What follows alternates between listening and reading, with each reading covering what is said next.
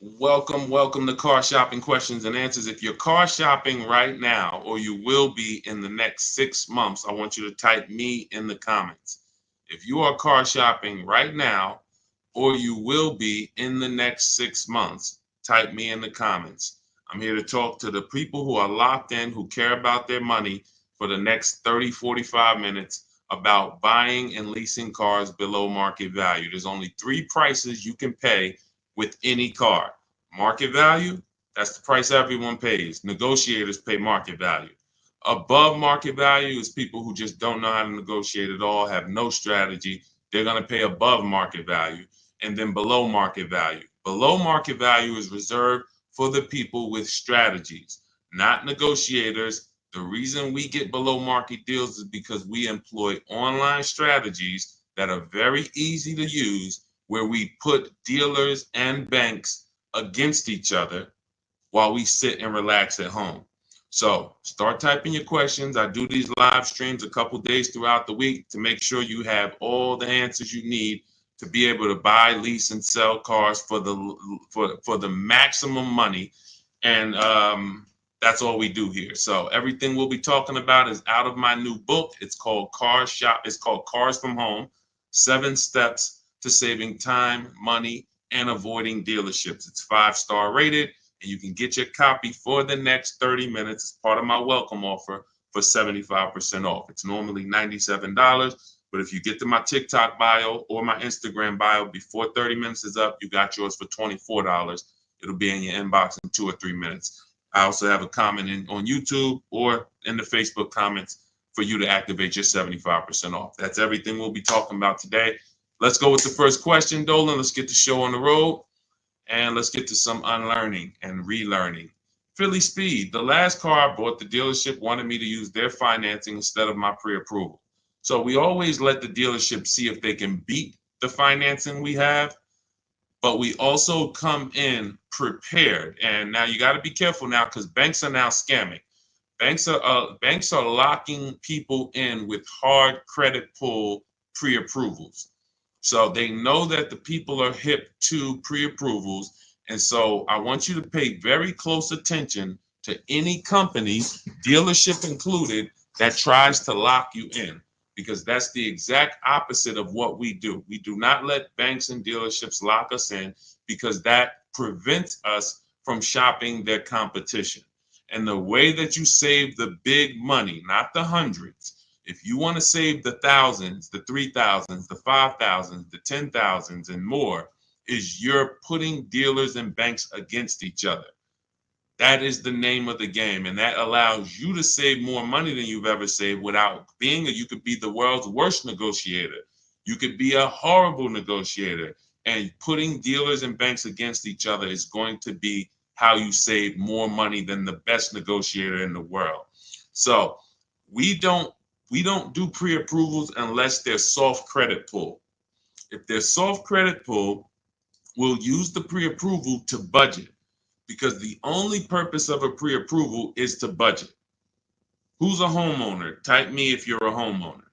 You know you got a pre-approval, or you got pre-approved for your mortgage to budget. They told you, based on your credit, based on your income, you could afford this much house, 300,000, 400,000, 600,000. They told you this is what your interest rate would be. This is what your monthly mortgage payment would be with taxes and insurance. So the only purpose for pre-approvals is budgeting. So now, when you don't, the reason why I hate bad pre-approvals, in my book I call them restricted pre-approvals, is because, one, they're going to activate the rate shopping window. Thanks, Dawn.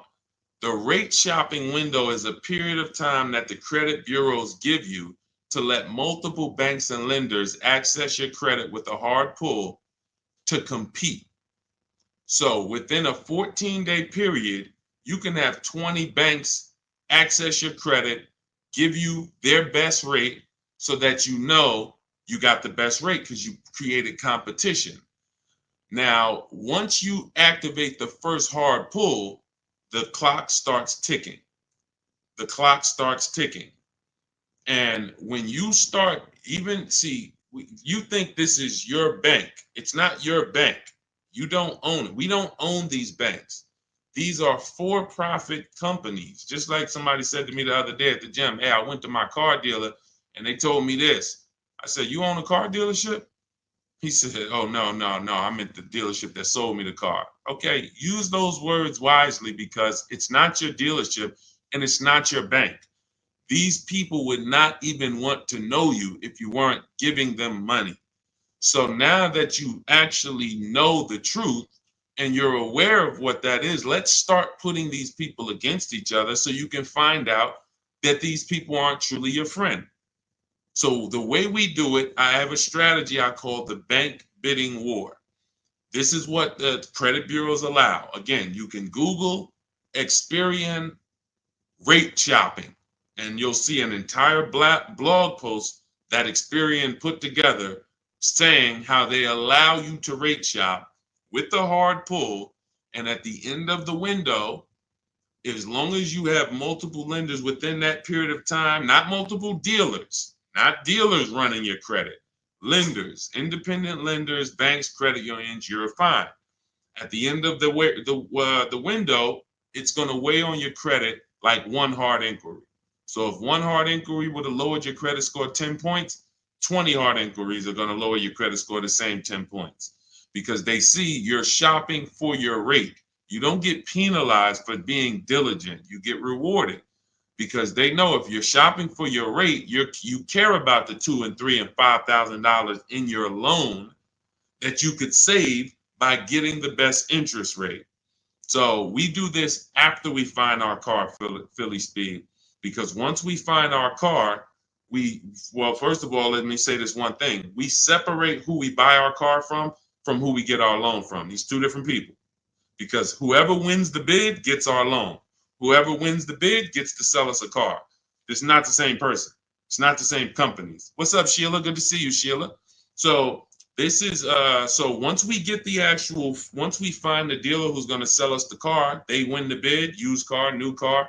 We now lock that car up with a deposit. Now we come home, we do all our rate shopping online, banks, credit unions, online lenders. I have resources in my book where you have online credit unions. Let all these people compete. Then we call the dealer and we see if they can beat it. This is how we guarantee that we're not paying 7.2% interest when we could have been paying 5.9% interest. We're not paying 6.9 when we could have been paying 5.19. That's big money. And I know you haven't been taught that. You've been taught, oh, let me just focus on this, my monthly payment. That's one of the worst things you could do is being a payment shopper. Being a payment shopper, hey, give me the $400 a month for this car. We got a deal. That is one of the, and in fact, that's the first video I made on TikTok that really introduced me to the world. Is the worst thing you could do in a car dealership. Just say, get me to this payment, we got a deal. Payments they can manipulate. $400 a month on a loan is 5 years, $20,000 on a regular loan.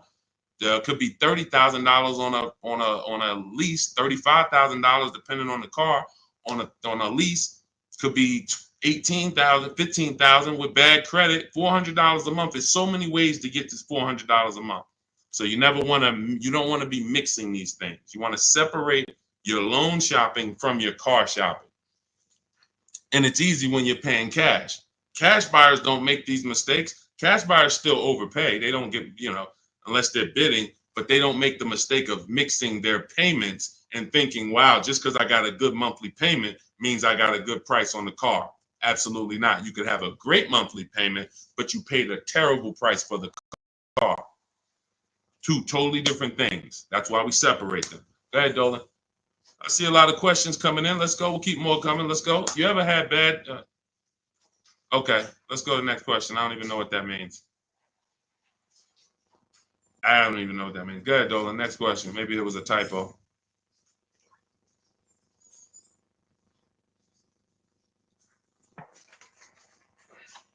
Can you please let us know if there's any limits for gap insurance if I'm upside down? It depends on on the coverage. You need to find out the coverage. There are gap insurance policies that I've heard of that didn't cover the entire shortfall. So, for example, if your vehicle is worth $25,000, but you owe $30,000, you're upside down. If your vehicle gets stolen and not found or totaled, you're going to owe money. And I've seen this happen so many times throughout the years because people didn't get gap insurance. They'll literally total their car. And then so now you got a horrible life event that happened. You got into a car accident, and then you get a bill. You get a bill, and people are like, wow, where did I get this bill from? And it's like, your car was only worth 25, but your loan was 30. So if you're driving around in a car that does not have, that's not worth what you owe, but you don't have gap insurance, you're exposed. Something happens to that car, not only are you going to lose the car, you got a bill coming to you. So what I always say is, you got to know when you're upside down. You got to know when to get gap insurance. And you also have to know you don't have to buy it from the dealership. You can call your insurance company, see if they sell it. You can Google insurance companies that sell gap. Usually you can find it for a cheaper price than what the dealership is going to charge. But some of the worst, it's insult to injury. It's not many things like losing your car and then getting a bill on top of that. That's almost as bad as like having a car that's breaking down and then you got to fix something on it, but you still have a car payment. So the car doesn't drive, transmission's out, but you still got to make a payment every month. It's like, those are two of the toughest things. So know when you need gap insurance. Don't skip that. That's not a smart decision at all. But then check the coverage too, because he's asking about coverage. Check how much coverage. Do you have $15,000 of coverage? When you get your gap insurance policy, ask how much is covered if, God forbid, the vehicle is totaled. Go ahead, Dolan. All right. Hey, what's up, MT? I'm in the market to lease my first Mercedes. I'm looking for an S580E. Make sure you get multiple offers. So let me give you an example of somebody who shops for a luxury car, gets multiple offers, and this was an electric BMW. Where's Teddy's deal? Teddy got a $73,000 BMW i4 M50. He said he got 10 offers. Now, we use a process in my book, it's called the 25 to 5. When you're getting a new car or a lease, you're reaching out to new car dealerships. And the reason why the strategy is called the 25 to 5, because we're going to connect with 25 dealers online. Takes us 20 minutes. Using my email scripts, we're going to get 5 offers. So it's 25 connections, 5 offers, 25 to 5.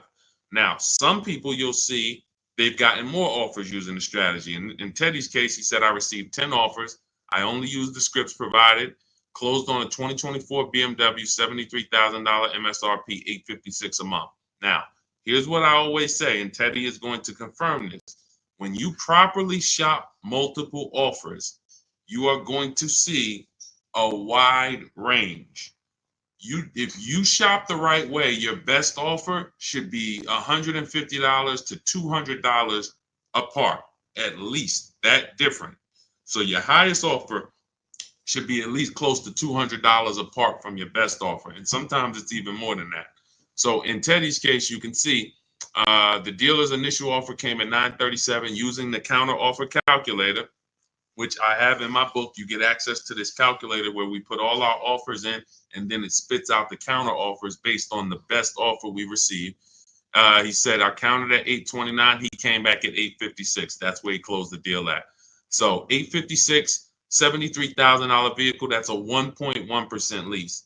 The way you judge your leases is you divide the monthly payment into the total MSRP, and that gives you what the percentage is. So he got a 1.16% lease. But here's what's very important. My highest offer during this process from a different dealer was $1,123. $1,123, even after his counters. So when I tell you that 80% of dealers are overpriced, had he been inside that dealership that was $1,123 trying to negotiate, it would not have mattered how great of a negotiator he was. The $1,123 dealer is not coming down to $856 because the $1,123 dealer is an 80% dealer. They're not going to sell the car if they can't make a certain amount of money. And that's what the 80% do. They'll discount and say that's the best we can do. They're not lying to you, but it's not the best their competition is willing to do. So if you're in a dealership that's an 80% dealer, this is why I said at the beginning of the stream, negotiators lose all the time.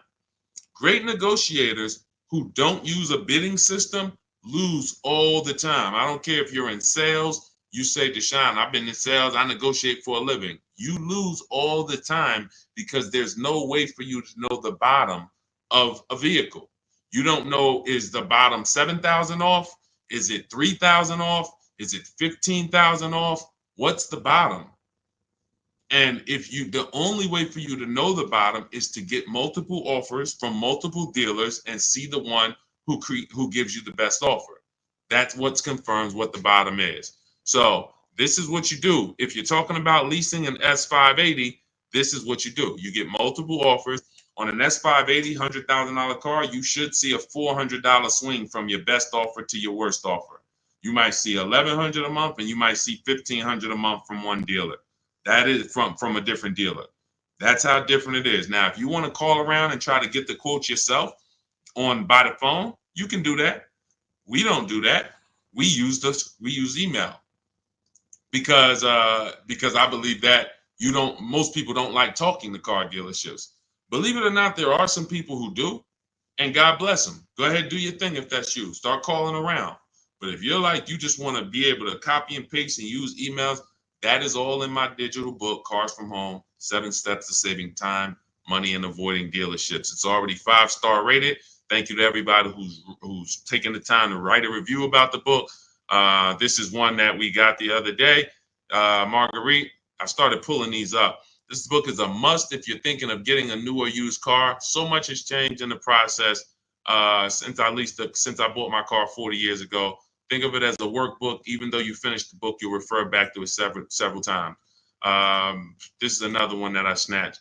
Deshone Auto book, Leave Nothing to Chance, from A to Z. He covers every aspect of car research, acquisition. I use the step-by-step approach from securing financing first to better understanding what I could realistically afford. Researched several vehicles, which led to the certified pre-owned. I reviewed my car specs, model years. See, what he's doing is he's walking you through the process I walked him through. That's what it is. It's a process. So when you get Cars from Home, my digital book, you now have a process for getting below market leases, process for getting below market car deals, a process for selling your lease instead of returning it to dealers and they go and sell your lease and make $2,000, $3,000, $4,000 and you didn't even know you could sell leases. You sitting here like, man, I didn't even know you could sell a lease. How much has that cost you? Let me ask you a question. You're like, Deshone, I didn't even know you could sell a lease. How much has just that alone cost you? If you don't know you could do it, you certainly don't know how to do it. There's still you listen, honestly, you might have been taught you can't even sell your car without the title. Who was taught that? I got to have my title before I could sell it. And I know this is true because when I was at the Mercedes dealer, people would walk in and the guy would be like, Deshone, is that the new one? I said, yeah, that's the new, the 20, whatever. I said, all right, as soon as I make my last payment, coming back to see you for that. I know. Most of the people are not going to admit it, but they didn't know. They don't know this stuff. So the reason why we have to get, I'm talking to you who are honest, who are willing to be honest and willing to take the bad news, because that's how we change. You cannot, if you won't admit that you didn't even know how to sell a lease, then how are you going to get to the point where you can sell leases and make $2,000, $3,000, $4,000? See, I always meet people with bad news because I care about your car deal. I'm not the person who meets you and says, hey, Milton, you're doing a great job. Brandon, Rindy, you guys are just doing a great job buying these cars. Look at your deals. Wow, you're getting 1% leases. Wow, look at all these offers. You're getting $5,000, $10,000, $15,000 off on all of these offers. Great job. Oh, man, look at your pre-owned car. You got a huge discount. Originally, this car was $50,000 and you got it with good mileage for $26,000. Wow, you got a great discount on this pre-owned car. That's not how I'm meeting you. That's not how I'm meeting you. I'm meeting you. You don't even know that you should be getting the new price of a used car. You're looking at a used car. Duh, I'm looking at a 3-year-old car. Deshone, how do I know if this is a good deal? Well, we need the brand new price. What was that car brand new? Was it 50? Hey, when I was looking at my Infinity truck, I was buying an Infinity truck 2 years ago. I was looking at 4 white ones. 4 white ones. They were between $30,000 and $32,000. Now, most people would have just said, oh, well, let me pick the best one. Close my eyes, did a roulette, and they would have got in trouble. Why? Because I know, which is what I teach you in my book and what I teach in these streams, you have to get the new price. So now I get the new price and I find out one of the vehicles brand new was 46, one was 48, one was 52, and one was 54. Brand new. So all of those cars, when they were 30 to 32, they look similar. Oh, they look so close in price. But once I understand that, oh, this one's 46. That one has $8,000 more equipment in it. The price became far. It became clear what value was the best. Somebody would have picked the $46,000 car and said, oh, well, that one they were asking the lowest price. Meanwhile, for $1,500 more, you could have got $8,000 more equipment. This is value. So these are the things when I meet you, this is how I come. Deshone, I know I made a lot of mistakes. I'm willing to hear the bad news so I can get to the good news, so I can stop making these mistakes. That's all we're here for. And if you could take that, then we're going to be fine. You're going to be just fine. I can help anyone get below market deals who's willing to unlearn. That's it. If you're willing to unlearn, you're good all day. Okay, so that's what you do, MT. Get bids, multiple bids. You need to get at least 5 bids for that Mercedes before you make a decision. Once you get the 5 bids, you'll have a clear winner. That's who you do business with. Go ahead, Dolan. And matter of fact, let me show this Mercedes discount too. Just so you know, MT, we just had somebody who got a Mercedes. And just so you know how much money is in there, you got to zoom in on this. But this was a $79,000 Mercedes electric one, just like the one you're talking about getting, except this is an EQE. And Milligan got $27,000 off. That's 20. Let me put that back on the screen. If you're on Instagram, if you're on YouTube, you can see this. $27,000 off. So I don't want you going in there thinking that, hey, if I could get $5,000 off, that sounds like a deal to me. Well, unless you get multiple offers, or you could leave a lot of money on the table, you'll end up overpaying by like $15,000, $20,000 and never know it. Go ahead, Dolan, shoot that next one up.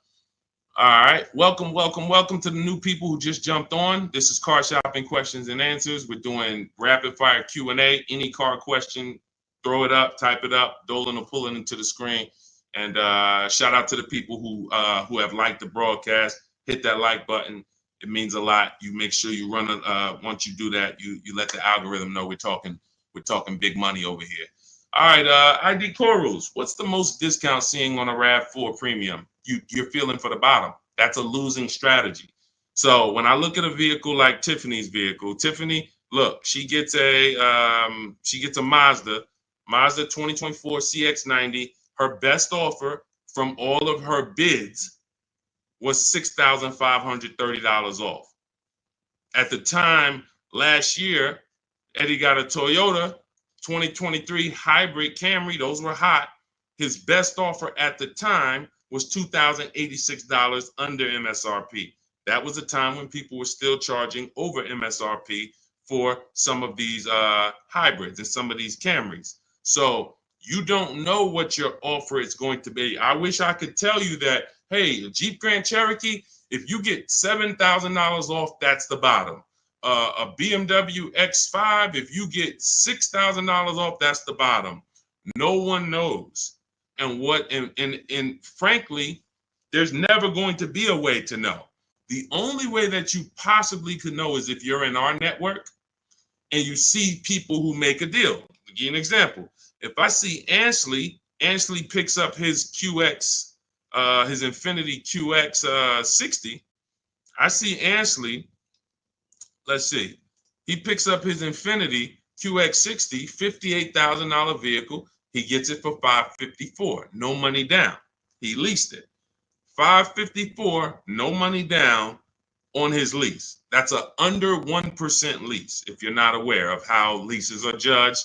Savvy people all know about the 1% rule. So if your lease payment is 1% or less than the MSRP, you stole a vehicle.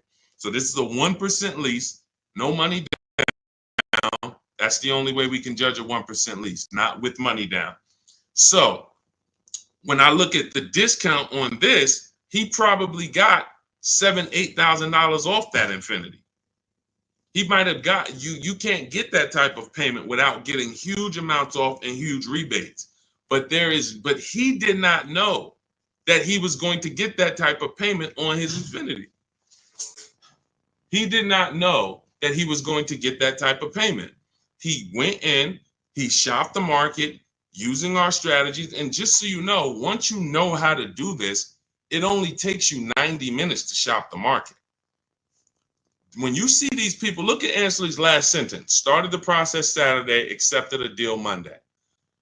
This doesn't take you, I'm not ever going to spend more than 2 hours car shopping to get a deal. Never. 90 minutes tops, I'm going to get a below market deal on anything. So when you look at the process of using a computer, this is what they're made for. See, the problem is you're just not using computers. You're not using the internet. You use the internet for Amazon, don't you? Don't you use the internet to shop competitively from Amazon, to go on websites when you need to buy something big? You're going to the internet. But when you need to buy something like a car, you're going to the dealership, not the internet. When every dealership in America has a website that you could be reaching out to them and making them compete.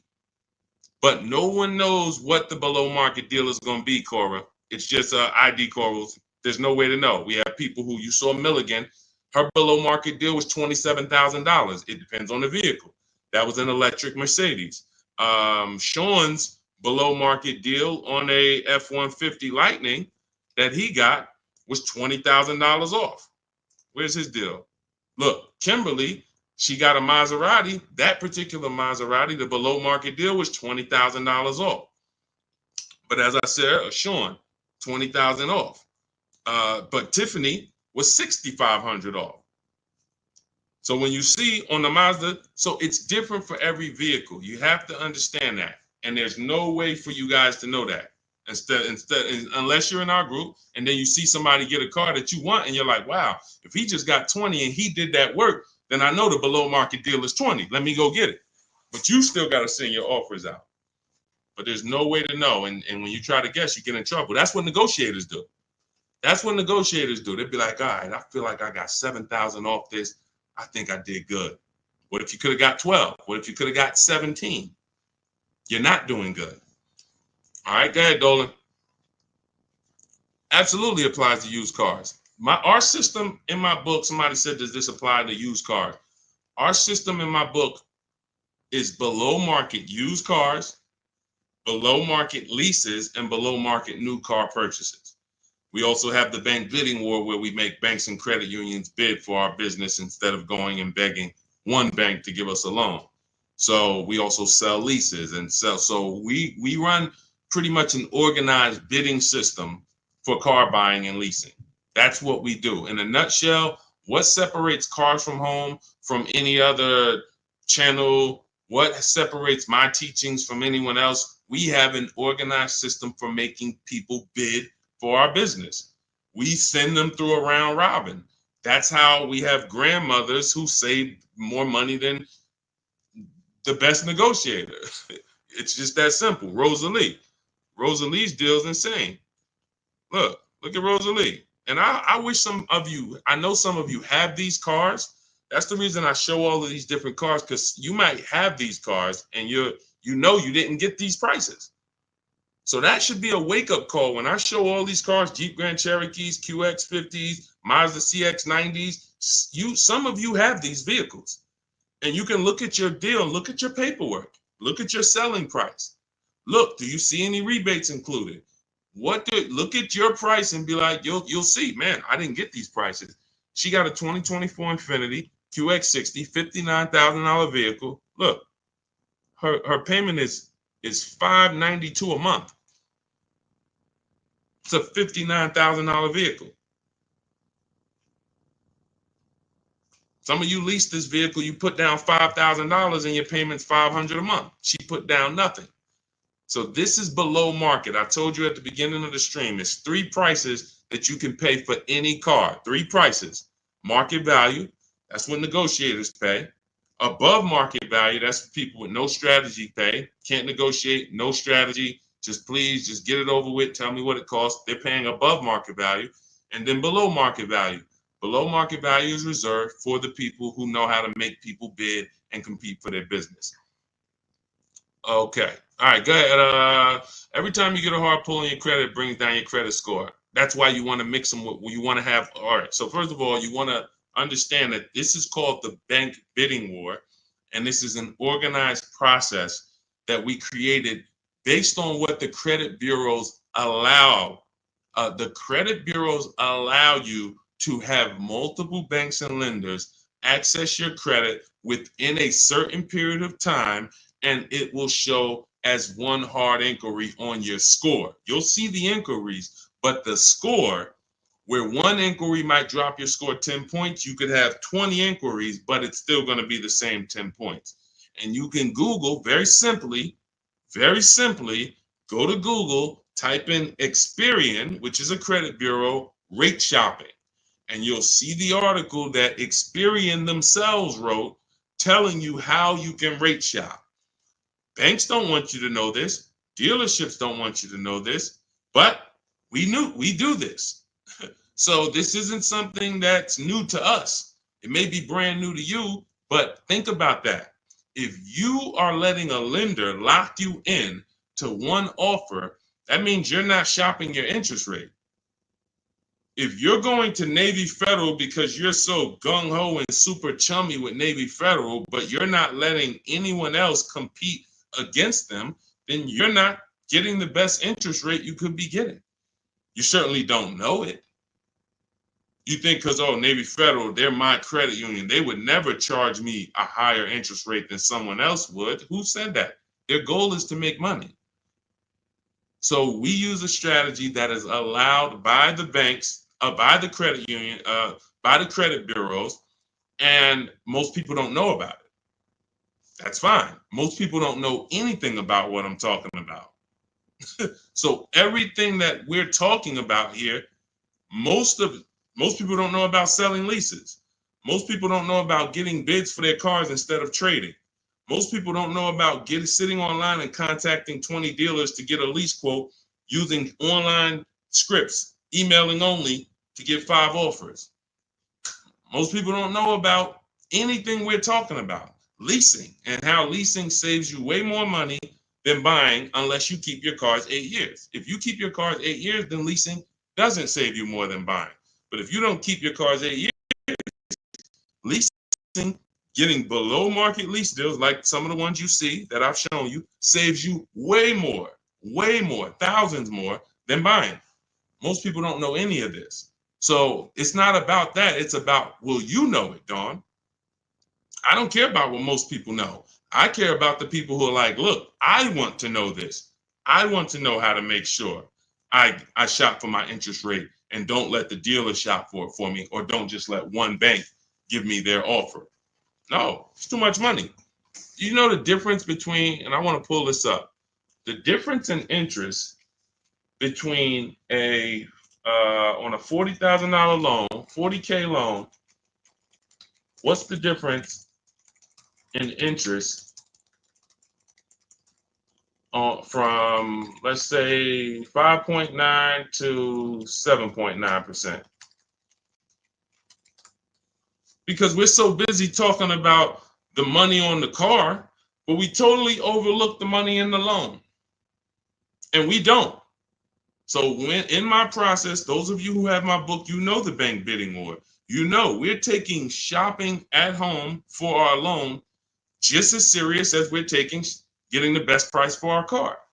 So look, on a loan period, 5-year loan, interest paid on a 5.9%, 5.9%, hold on, interest paid at 5.9 is 15.8, difference is 4,000, positive comparison, and interest cost $40,000 loan over 3 years and 5 years. $11,000 in interest? That can't be right.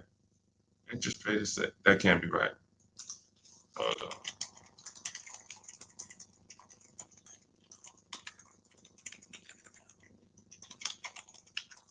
7.9%. How much interest is paid on a 5-year loan? 7.9%. Could be over $15,000. That's impossible. 7.9 is that's impossible.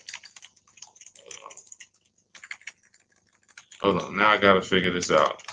I know it's a big difference. I know it's thousands different, but on a $40,000 loan, hold on. Wow.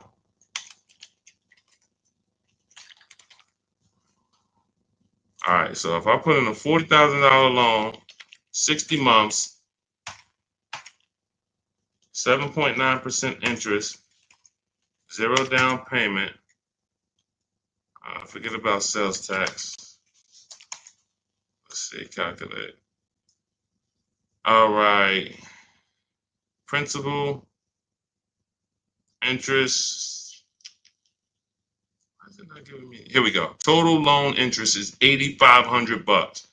Okay, that sounds more right. Okay, so on a $40,000 loan at 7.9, interest is $8,500. Now at 5.9, interest is $6,200.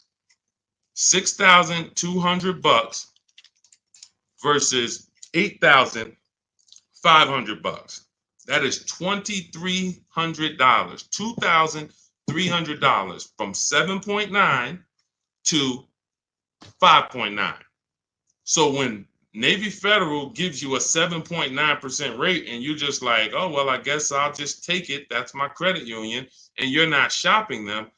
You're giving them money without even trying. And everything we do is quick, simple from home. But you need to understand how much money you have given to these banks and dealerships by just not making them compete. You're not just magically getting big money off and saving all this money. That's just not, it's too much money in car deals. Go ahead, Dolan.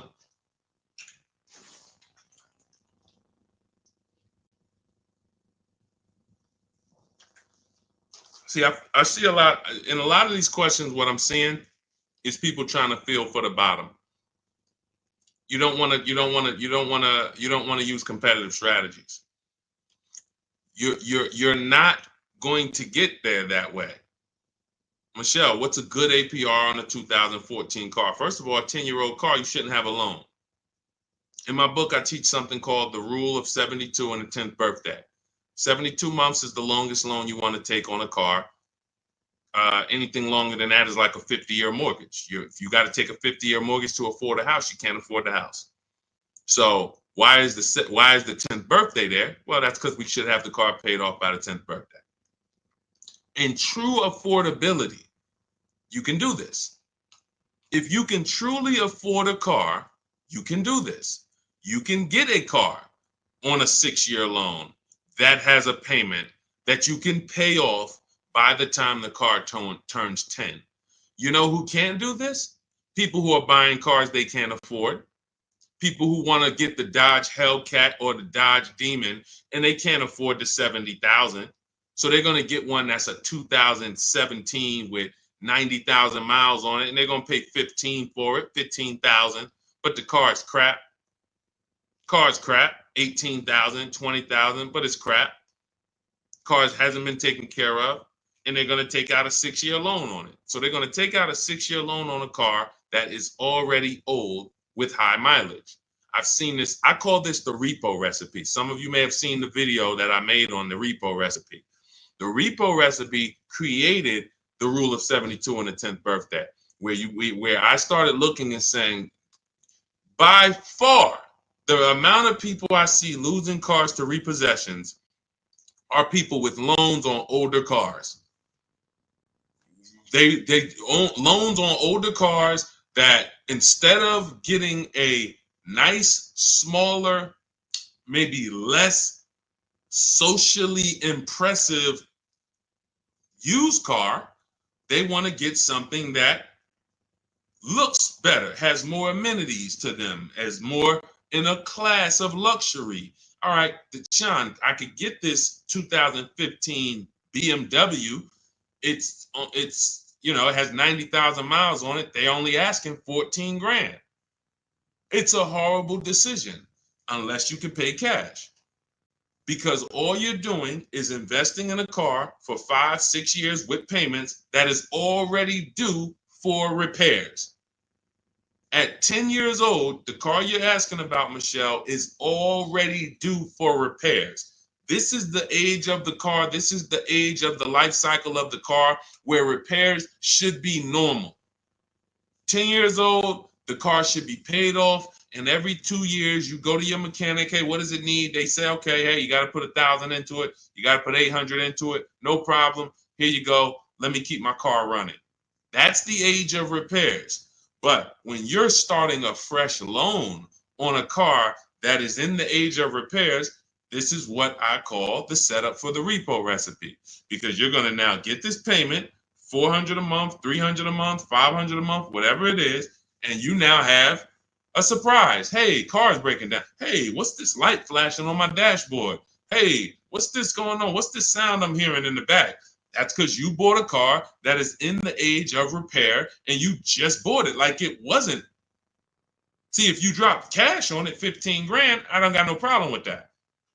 Because now you're going to say, all right, Deshone, I bought an older car, paid it off, but I'm going to put some money to the side just in case things go wrong. Perfect. But when you're making your car payment and you're paying your insurance and you're putting gas in the car and you have to do an oil change, and then something breaks and it costs you $2,000, you're gonna see the repo recipe, because you're gonna be like, wow. And God forbid something major happens, like the transmission goes, or a head gasket goes, or the engine goes.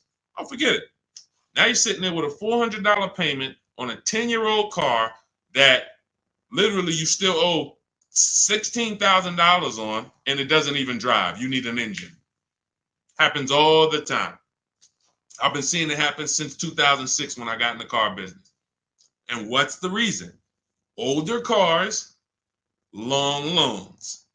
Let's get these older cars, instead of being frugal and saying, all right, I could afford 300 a month. Let me go get an inexpensive, smaller used car that I can get something that's 5 or 6 years old, where it'll take care of me. It's not going to have all the bells and whistles because I don't have the budget for that, but it is going to be dependable. It is going to get me from point A to point B. It will allow me, it won't surprise me.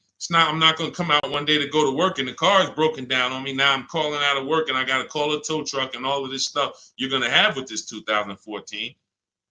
So these are the things that I speak to my family about, to my friends when I was in the car business. These are the things that I would speak to people about, Michelle. A loan on a 2014 is a horrible idea. I can't even tell you what a good APR would be, but if you had said what's a good APR on a 2020, I can tell you we need to bid that out. We don't know what a good APR is. Is it 5? Is it 4.9? Do they have a special interest rate, 1.9? What's the best we're going to get? We're going to put it through a bank bidding war process, and we'll see. That's it. But a 2014, that's just too old of a car to have a loan on. Go ahead, Dolan. Everything I'm teaching is inside my new digital book. If you want the entire blueprint of everything that people like Pierre have used, people like Zafrina have used to get these below market deals, Teddy, people like Jared, look, Greg, some of you know Greg, he got his EV6 Kia, $56,000 vehicle, $527 a month. Everything that these guys have used and girls have used to get these below market deals is in my new digital book. And you can have it for 75% off. That's my welcome offer, but it's only for 30 minutes. After 30 minutes, it goes back up to $97. So if you want yours for $24, head to my TikTok bio now or my Instagram bio, click the website link there, and then click the button that says 75% off new book. Get there before the timer so you can get your $24 book instead of a $97 book, even though it's worth it at $97. And if you're on YouTube, I have a comment for you, a link for you in the chat, and then I have a link for you guys on Facebook. But that's for those who want the blueprint. It'll be there. And make sure when you get your book, you screenshot the thank you page, because it has my support team's email on there, just in case you type your email wrong. Want to make sure you can reach out to support to get your book. Go ahead, Dolan. Does your book go into detail about cash purchases? Cash is simple. It's just simple. You're using one step of the bidding process. If you don't have a car to replace, then you're using one step. If you have a car to replace, then you still be doing the equity assessment to sell your old car. You just wouldn't need the bank bidding war because you're not financing. But for sure, if you use you'd be using the same process that Milligan used. Milligan used to save $27,000 off her car. Pierre, he got his pre-owned Mazda. He got 20% off certified pre-owned CX5. Used the perfect budget calculator. Spotted this best deal of similar listings, and then he knows how to get the original price to make sure that he got the biggest discount from the new version. Somebody like Vincent. Vincent gets a Lincoln. He wanted to get, what I like about Vincent is he got more discount than he went in to get. I can't even see all of these people. Here we go. Vincent, he said, I bought a 3-year-old Lincoln Corsair, under 45,000 miles.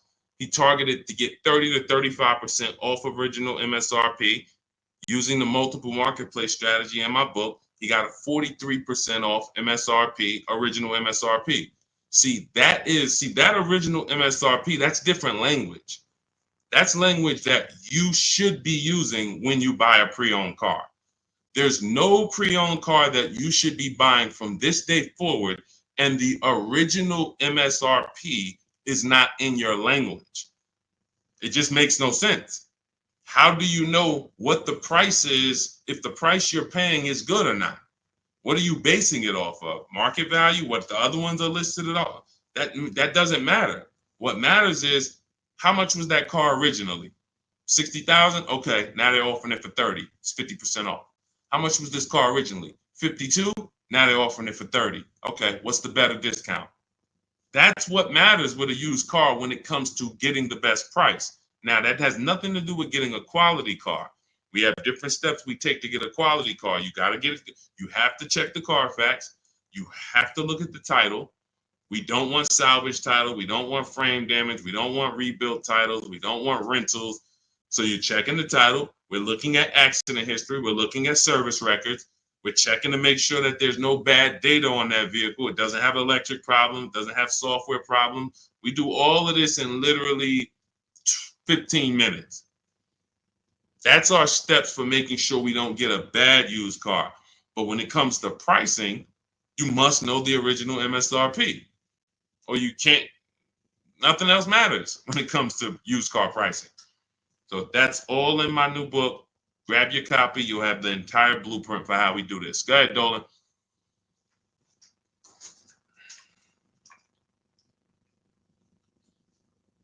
What do you do if your loan is upside down and you want to lease? Transfer it over. In my book, we have 2 ways to get out of a negative equity. There's 3 options with negative equity. 2 lead to a car, 1 does not. So just so you understand the severity of negative equity I call the bad credit for people with good credit. Because when I was at the dealership, people walk into Mercedes, and if they left with they could have an 800 score. If they had too much negative equity, they were not leaving with the car. So there's only 2 things that I've witnessed in my career that stop people from getting deals on cars. Credit's too bad, negative equity. So that means it's a serious thing. So what I say is understand the cause. The cause, which you seem to know already, Lavis, is you should be leasing, but you buy. That's why Lavis is asking about going from a negative equity deal to a lease, because the taking out 5-year, 6-year loans is what you do. Then you go and you replace those cars in 2 or 3 or 4 years. You have negative equity.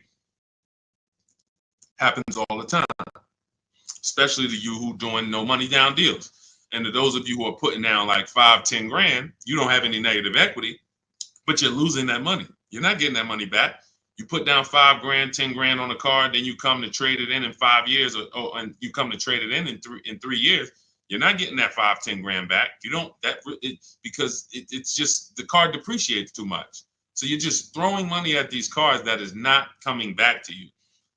When you are going for a lease now, we have 2 ways that you're going to transfer to a lease from a negative equity deal.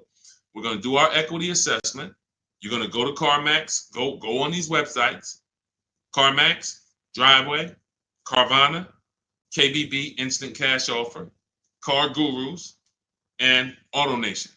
Sell my car. 6 offers. So they're going to give you 6 offers on your current car. Now, that is going to be the smallest amount of negative equity that you're going to have, because that's the best offers you're going to get.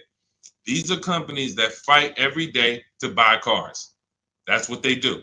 So they're not lowballing. They're not saying, hey, we'll throw out one number here and then we'll negotiate. Hey, Charlene, good to see you. Good to see you, Michael Singleton. They're not doing that. They're coming in and saying, all right, we're going to put our best offer online. And then when we inspect the car, if there was something that you didn't tell us about the car, if there was something that you left out, we're going to need to deduct that when we inspect it. So they're putting their best offers online right there. And so that means that's going to be your lowest amount of negative equity, because you're getting the most for your car if you sell to one of them. So let's say your highest offer comes from a Car Guru's dealer who wants to buy your car for $19,000. Let's say you owe 21. You owe 21, they want to buy it for 19. Hey, Steve Long, what's going on? Good to see you. What should you do? You should pay the difference, because when you pay the difference, you're closing the deal with the least amount of negative equity. That's what you want. You're closing the deal with the least amount of negative equity. And so when you go buy your car, your next car, or lease your next car, rather, in your case, negative equity has nothing to do with the deal. So that's what you would prefer to do. Pay the difference and then go out and get bids for your lease and then do a clean deal. But now let's say, they offer you 19 and you owe 29. So you are now $10,000 upside down. You can't pay the difference. I don't have 10 grand to pay the difference. Okay. Now what you have to do is you have to transfer that negative equity to your next deal, which means you have to trade your car in. And we don't trade. We don't like trading because you can't get bids. What's up, Dion? Good to see you. You can't get bids. The reason why when y'all hear me say trading is a curse word is because you don't get the money your car is worth trading it. You don't get the money anything is worth trading it. So now you've bought this car, you found this deal, but now you have to go to the dealer and say, all right, I need you to take a look at my car. Now, what happens if Carvana offered you 19, but this dealer can only pay 17? That's just all they can pay. They can't match that offer. So you're going to have more negative equity in most cases when you have to do this. So, but that's okay. If you can't pay the difference, this is your only option. Now, it's very important for those of you who are trying to do negative equity trades and then go into a lease that you understand loan to value ratios, because that's what's stopping you from getting your deals. When you go to buy a car, the bank usually gives you 20% above the value of the car. That's the max the bank is going to really give a person with good credit. Sometimes a little more, but we'll use that it could go to 25%. Ridiculous banks will go to 30%, but 20% is really benchmark. So if the car you're buying is 40, the bank is going to lend you max 48,000. That's 20%. So no dealer, no bank. What's up, Benito? Nobody can get $50,000 approved on that $40,000 car. So when you buy your car, you're trying to buy the car, put the taxes in, put the fees in, and then throw the negative equity in. So the car was 40. Next thing you know, you're at 52, and you want to do a no money down deal. And you're wondering why you can't do a no money down deal, because the bank is saying we're not going to lend 52 on a $40,000 car.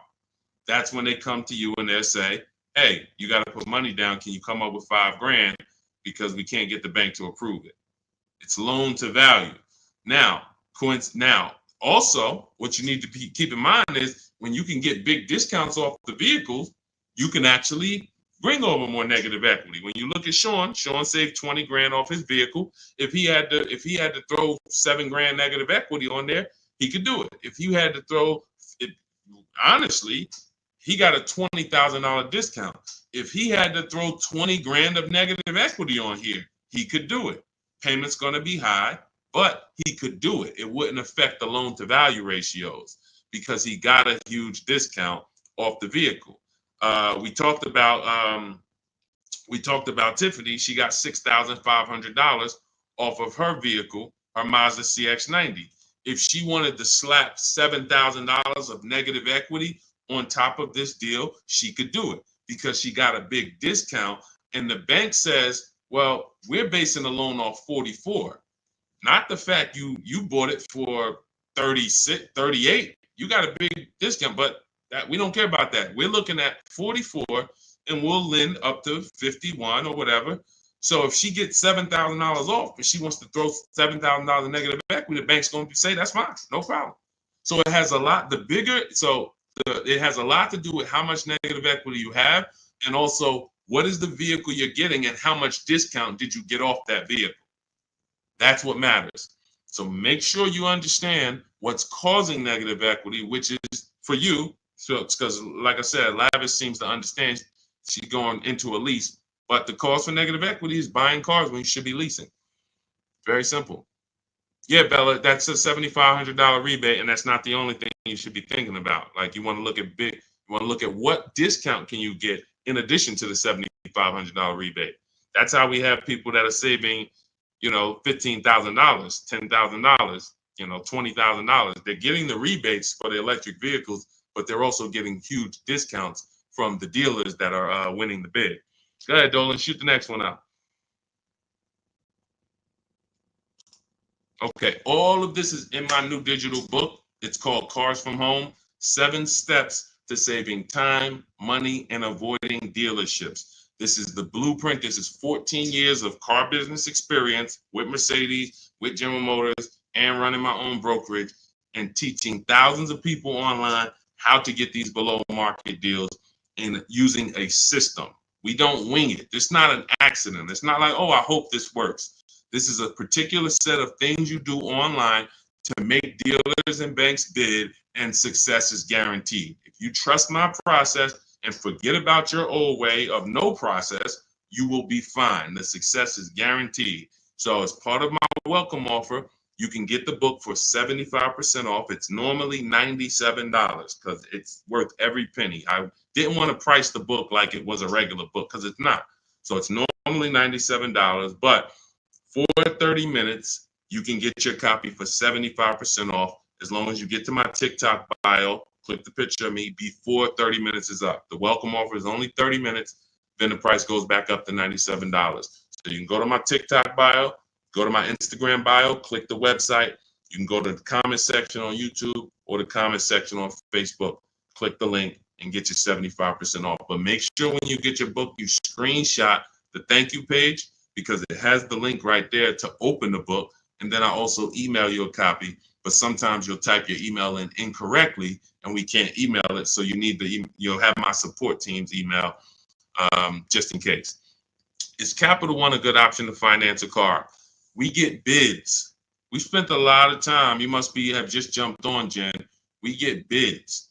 There is no bank that is giving you the lowest rate. If a bank always gave you the lowest rate, they would be out of business. So when we consider what lenders, why do you think there's people in the money business? There are people in the money business. They don't care if you buy a car. I see you, Genome Hamilton. We'll get to you. Get that question from Genome on Facebook, Dolan, next. So why do you think there's people who are in the loan business? They don't sell cars. Banks don't sell cars, they sell money. So when you just see the overpaying, I told you guys, it's 3 prices you can pay for anything you get: market value, above market value, below market value. That means you can get a market value loan. That's the average. You can get an above market value loan, which is above average, 2-3 points higher than what you could have got just because you were lazy. Now you're paying not 8.2%, but you should have been paying 5.7%. But you just didn't bother. You just said, okay, I guess this is it. But below market deals come from competitive offers called bids. So when you are when Capital One should be a bank that you get a bid from, Navy Federal, Bank of America, Community Credit Union, Lightstream, everyone and anyone should be in the bank bidding more, because the more the better. So when you get my book, you get the bank bidding war blueprint. For those, every time you're going to finance a car, you would use that process to make banks and credit unions bid for your business, so that you guarantee you got the lowest rate. You don't drive off hoping you got the lowest rate when you didn't even make anyone shop. How would you have the lowest rate? There was no competition. We cannot get money off when there's no competition. The big money, the thousands of dollars off that you're seeing, is reserved for competition. This is reserved for people who make people compete for their business. That's what the big money is reserved for. Look, 4 days of leasing like a boss. Started with a Kia Telluride EX. That was my first choice. 15,000 mile a year lease, range from 642 to 753. Moved to Honda Pilot EX, all-wheel drive as choice B. Got quotes between 616 and 719 after contacting every dealer in North Carolina. We do this totally online, so Melissa's talking about the entire online process. The dealer I ended up leasing from originally quoted me 719, came down to 616 in 3 days, 0 at signing, 0.13% lease. This is what it's about. Competition. She knows she got the best price. You can't go to her and be like, Melissa, you think you could have did a little better? She's going to be like, look at all the offers I got. Do you think I could have did better? You're going to look and say, no way. See, competition is what gives you the peace of mind. Every time you buy a car, why don't you have peace of mind? Why are you driving away hoping? Driving away, oh man, you think we did all right? Should we have gotten tried to get more for the trade in? Shoot, we ended up putting 3,000 down. We only wanted to put 1,500 down. This is how you're leaving the dealership. Why? Because you're not making people compete. So when you're not making people compete, you're begging for discounts, and you have no leverage to be able to compare to even know that you got the best price. You have nothing to compare it to. So when people come on the stream and they're like, hey, Deshone, I'm paying $519 a month for this car. Is that a good deal? You have nothing to compare it to. Hey, I got a 2019 Mazda 3 for $17,000. Is that a good deal? You have nothing to compare it to. But if you had seen 7 Mazda 3s and then the one you got, it was originally, $31,000, but you paid, $17,000 for it. You know this. And this stuff is simple. This isn't building rocket ships. But this is reserved for the people who care about their finances. Everyone doesn't invest. Everyone doesn't save. Everyone doesn't, take financial literacy seriously in any way. But there are opportunities that flash past all of us where we can absolutely benefit from learning things that other people don't know. If you learn how to invest in stocks better than other people, you're going to do better than other people. If you learn how to get cars less than other people, you're going to get less than other people. This is not by accident. But you got to focus. This is your second most expensive purchase. So this is only for the people who are focused. This is for you. The blueprint, everything, my book, anything I do, the streams. The streams aren't for distracted people. We can't do nothing with distracted. There's people on here right now, they've got me on one channel, playing video games on the other channel, and then eating with another hand. And they think it's hard to win like that. And we're going to talk about a $30,000, $40,000, $50,000 transaction, and you're not even really focused. So I want the people who are focused to understand your success is guaranteed. Just by being locked in, your success is guaranteed. Because we have a process that you can trust that you no longer have to wing this car buying thing. I've been in this thing since 2006. Car buying is very predictable. New cars, used cars, leases. There is nothing a car salesman is going to say or type to me or send to me in an email or send to my people that I haven't seen before. I used to have to send those same emails, copy and paste them. It's so predictable. So once you understand that, you'll understand why we're able to get these deals. All we're doing is putting people against each other. Simplest terms. Simplest terms. But we do have some advanced stuff when it comes to leasing versus buying. Obviously, this is more advanced teaching that people don't understand. But getting the money off, it's competition. It's competition. Go ahead, Dolan. Shoot the next one in. Jerome Hamilton, if I get a GM employee discount, can I get a better lease? Who knows if they're going to really give it to you? See, the problem is when you walk in and say, hey, I got a General Motors discount. All right, here, let me work you up these numbers.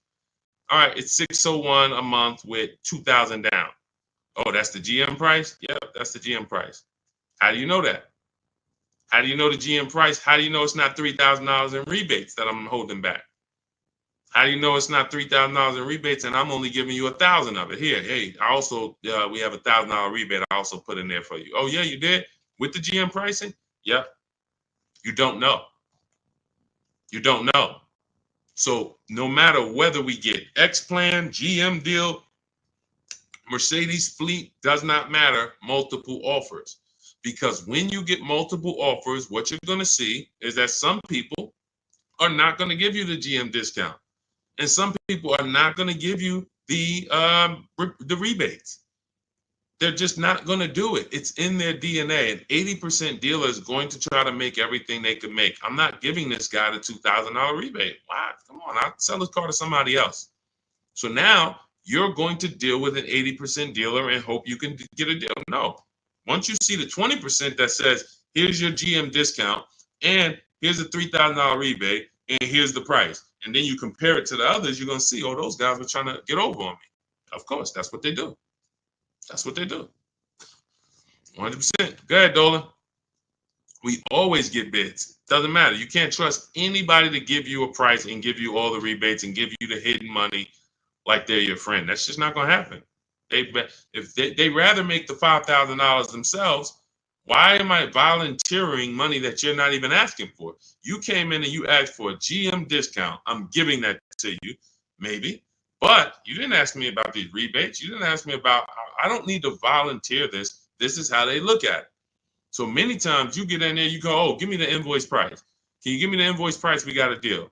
Man, if half these people that I've shown you on this stream had accepted invoice price, they'd be looking at these prices that they paid and saying, why the heck did I pay that price?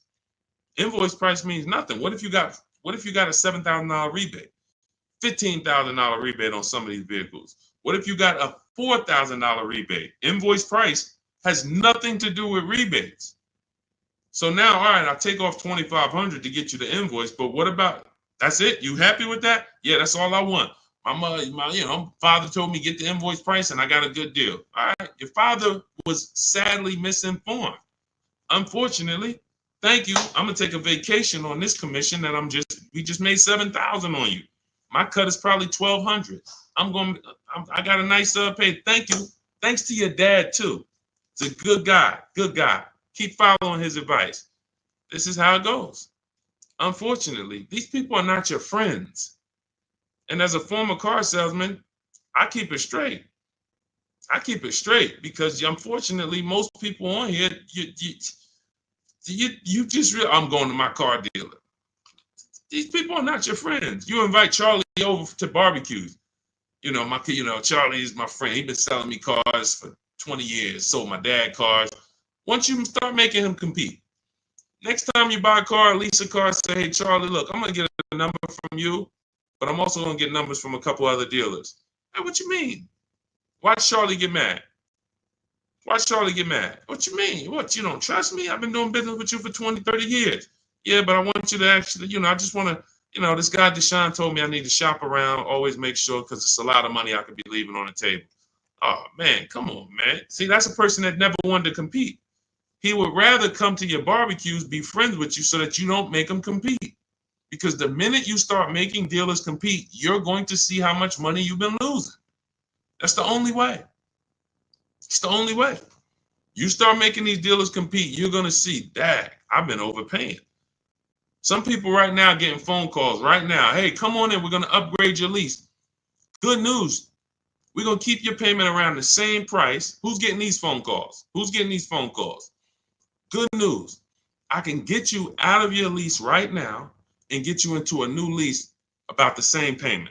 Who's getting those phone calls? Who's getting those phone calls? I ain't been on since 5 a.m., KD. Chill out, bro. Chill out. Who's getting those phone calls? Right? Hey, come on in. I could get good news. I could get you in the brand new 2025.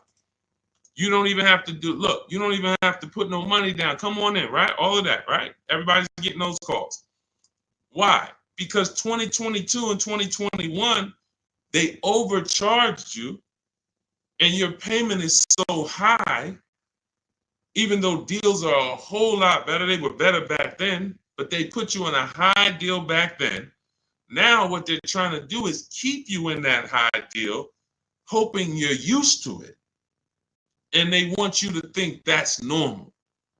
They want you to think, hey, Mr. Hayes, yes, you've been paying $750 a month since 2022. Good news. The market is all bad. The market's bad, right? Oh, yeah, I'm hearing that. Thank you. Thank you. I'm glad you're aware. Now, see, you say stuff, you don't even realize you say stuff that helps them make more money. That's why we don't talk in my system. There's no talking. But when you say, a lot of my friends been saying, man, these prices have been high. I don't even know if they ever going to come down. Yes, thank you. You're right. You're so right. We say the same thing in here every day, Mr. Hayes. But the good news is this. I can actually get you in a new vehicle and keep your payment around the same price as your old 2022. Oh, yeah, you can do that? Yeah, man, well, I really like to come down. Yeah, but listen, things have not, interest rates are high, right?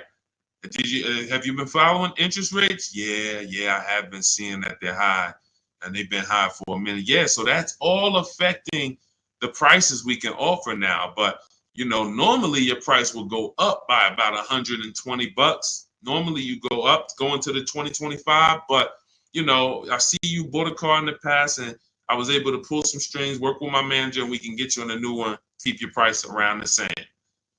Okay, all right. When can I see it? Come on down. When can it come down?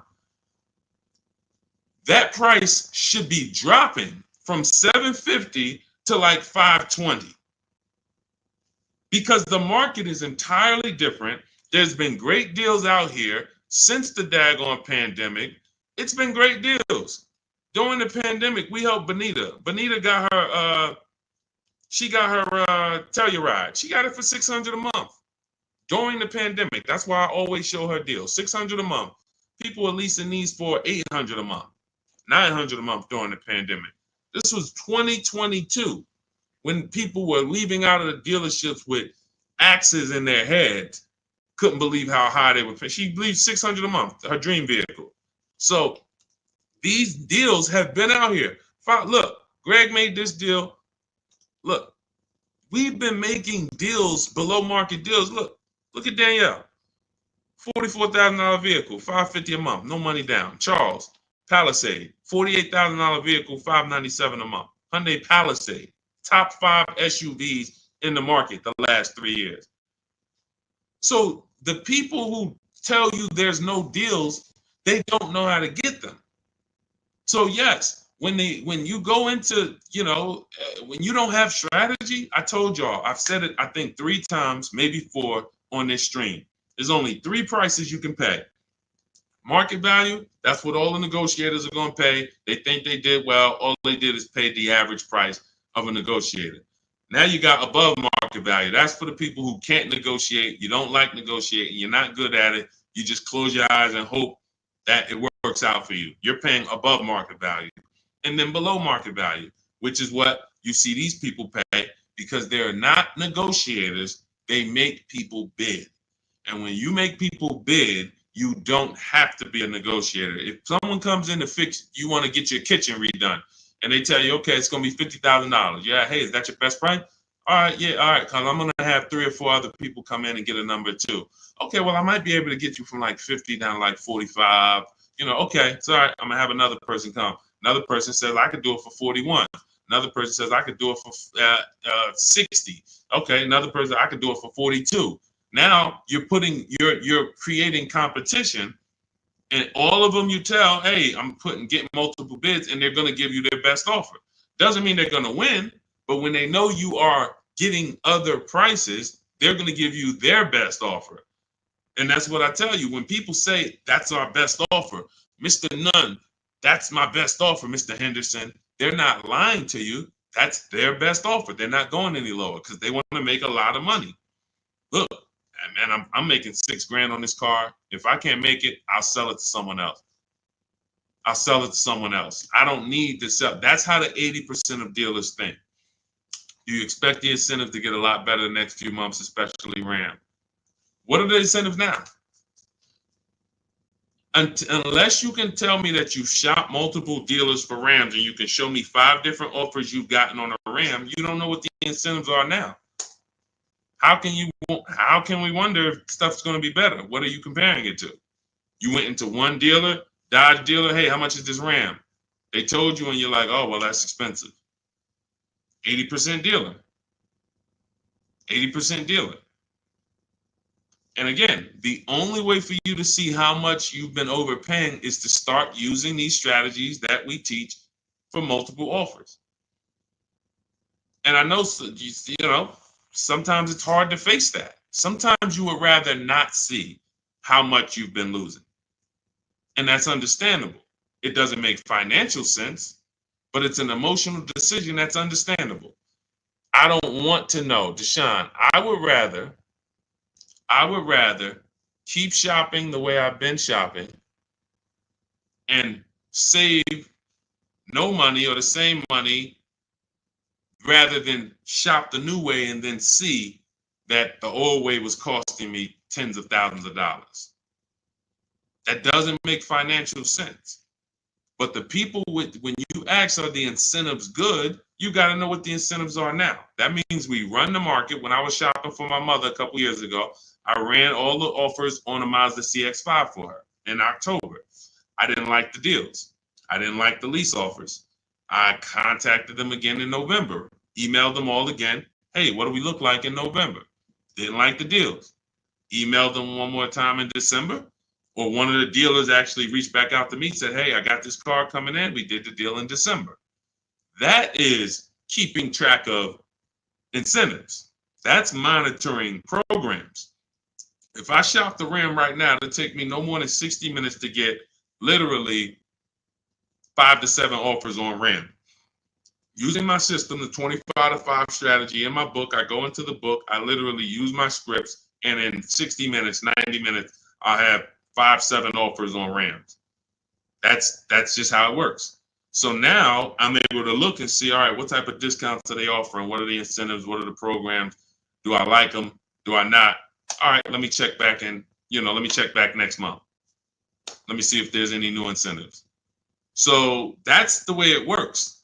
That's the way you move the market. We have to be able to monitor what the deals are. But I see, unfortunately, there's a lot of you who just you want to try to fill for the bottom. That's just what you've been trained to do. It's a losing strategy. I would love for you, if I was still at the dealership, I'd love for you to come and try to fill for the bottom. Especially if I work for a manufacturer where we got rebates a lot. Come on in, fill for the bottom. You know $3,000 off is a good discount. When's the last time you got $3,000 off a vehicle? I just think, I think I might be able to get more. Okay, listen, we settle at 5. You don't know I had a $5,000 rebate, so you're just not going to know. So you can sit here and feel for the bottom all you want. It's not going to work. You're still going to leave wondering, hoping it's a losing battle. That's why I'm trying to tell you, stop doing it. Stop doing it. You're asking, okay, what's a good interest rate for this vehicle? You're trying to feel for the bottom instead of sitting at home, the way my book teaches you, and making people bid and come to you. and have all of these people begging for you to do business with them. Oh, how much discount should I be getting off of a Toyota Camry? Feeling for the bottom. Instead of sitting at home, contacting 25 dealers online, using my strategies, using my scripts, and saying, okay, now I got 7 offers on a Toyota. Oh, I see the biggest one is giving me 5,000 off. Okay, that's the market. That's the below market. You cannot feel for the bottom. You can keep doing it. It's just a losing strategy. You're never going to get the discount, the maximum discounts, feeling for the bottom, walking into a dealer. It's just never going to happen. So for those of you who are tired of that, you're like, I don't want to be feeling for the bottom anymore, Deshone. I don't want to be worried about being a good negotiator, Deshone. I want to be able to have a plain, simple system for getting dealers and banks to bid for my business. That's what Cars from Home is, my digital book. 7 steps to saving time, money, and avoiding dealerships. You can get your copy for 75% off. That's my welcome offer. In my TikTok bio, click that picture of me, or click my Instagram picture, go to my bio, click the website, and then you'll see a button to activate your 75% off your book. Grab it.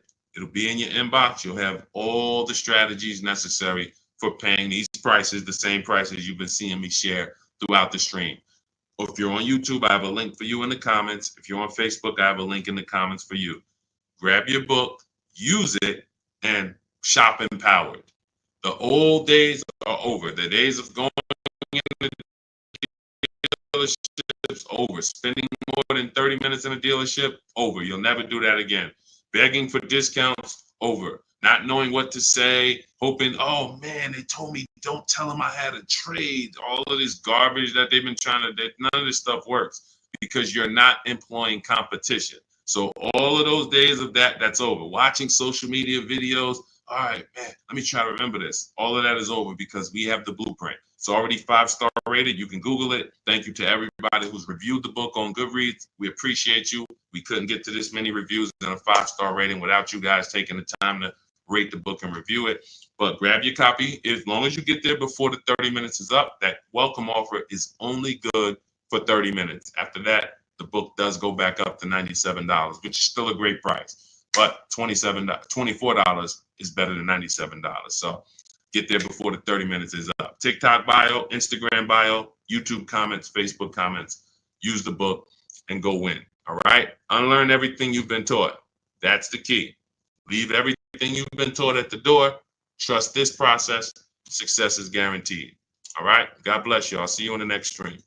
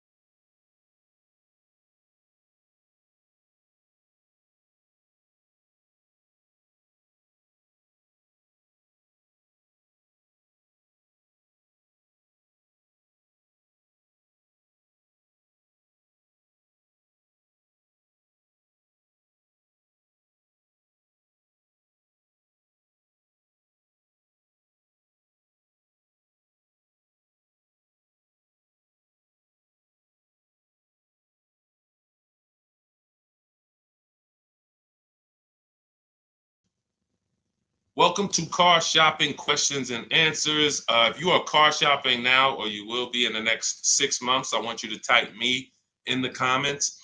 We're about to go live, do some serious car shopping Q&A for the next 45 minutes to an hour. So you can start typing your questions, as many questions as I can get to in an hour. We'll get through them.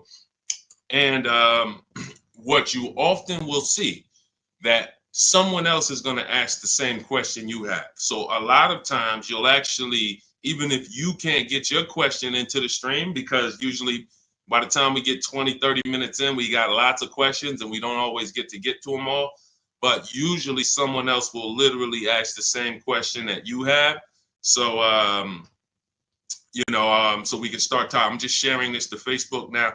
This entire stream is sponsored by my new digital book. It's called Cars from Home. 7 Steps to Saving Time, Money, and Avoiding Dealerships. You can get a copy for 75% off for the next 30 minutes in my TikTok bio, my YouTube, in my TikTok bio, my Instagram bio, the YouTube comments, or the Facebook comments. And the book's normally $97. Everything we'll be going over today will be out of that book. Every answer that I give you is out of that book. So if you want the entire blueprint and you don't want to remember the things that we're about to go over, you grab the book, and obviously everything we're about to go over, we wouldn't be able to cover everything that's in the book. There's like 100 questions that'll be answered in that book. So let me just share this to Facebook, and we'll get started with the first question that we got from TikTok. So type your questions in as fast as possible, and type your questions in one shot. Don't do like a part one, part two, and because then Dolan can't bring them into the stream. Okay, Dolan, let's get going. Let's throw up the first question, please. Nora, I'm upside down on my vehicle. How do I get out or pay off early? There's two ways to deal with negative equity. One of them is easier. It depends on the resources you have. So you have the option to pay the difference, which means you are actually going to say my highest offer for my car is $18,000, but I owe $20,000. That means I have $2,000 of negative equity. I'm going to pay that off. That way I can go and do a clean transaction for my next car. I don't have baggage going into my next car. And I get to maximize the value of my current car through what we call a bidding process. So we don't trade our cars. We only get bids from cash buyers like Carvana, CarMax, Kelly's Blue Book Instant Cash Offer, AutoNation, Car Gurus, and Driveway. That's 6 cash offers we get. These are companies that fight feverishly to buy cars. They pay more than dealers, and they write checks on the spot. You literally go, have your inspection, they go into the accounting department, and they come back with a check for you. This is not like selling your car on Facebook Marketplace. So they're going to pay more than dealers. So you want to make sure, if you can, you sell to them, because that's going to be the highest offer you're going to get for your car. And that's going to be the least amount of negative equity you will have. If you can't pay the difference, then you must trade. And trading is a curse word here, because you never get what your asset is worth trading. If I wanted to trade this phone, I'm not going to get as much as I would get putting it on the open market and getting prices and offers for it. So trading is a last resort. What happens is, if you can't pay the difference, you now will go shop for your new car, find a dealer willing to sell you the car at the lowest price, and then you would ask that used car manager to value your car. I do not recommend you go into the dealer and let them just mix the deals together. Write me a deal where you work in my trade-in with my negative equity. No, shop for your car, get your best offer from a dealer, new car, used car, or lease. And then once you identify the winning dealer, that's when you say, hey, can you take a look at my car? What's it worth to you? Now it's its own separate transaction. And if your payment was this $800 a month, you'll know, now what is my old car going to add to that? If my payment was $400 a month, now I know what is my old car going to add to that. And I can see what you're giving me for it, how much negative equity I'm going to bring into this transaction. And it's an easier way to understand the numbers. You don't want to be mixing transactions if you don't have to. And the key to understanding negative equity and the cause is you don't lease. That is the cause. The only way you're having negative equity is you continue to buy cars, but you're not a long-term person. You trade them in or replace them before the loan is paid off, and someone taught you not to lease. So you're going to continue to be in this repetitive cycle because you don't lease. There are emergency situations where you need to switch cars, but if you're not keeping your cars 8 years, this is rule number 1 in my book. You should be shopping for below market lease deals, not for purchases. So that's your 2 options. Decide which one you can do, and then you make your move. Now, and also keep in mind, you have loan to value ratios when you have to transfer. The bank's only going to approve about 20% of what the actual new car price is. So whatever car you're buying, if you're buying a $30,000 car, the bank's only going to approve 20% more than that.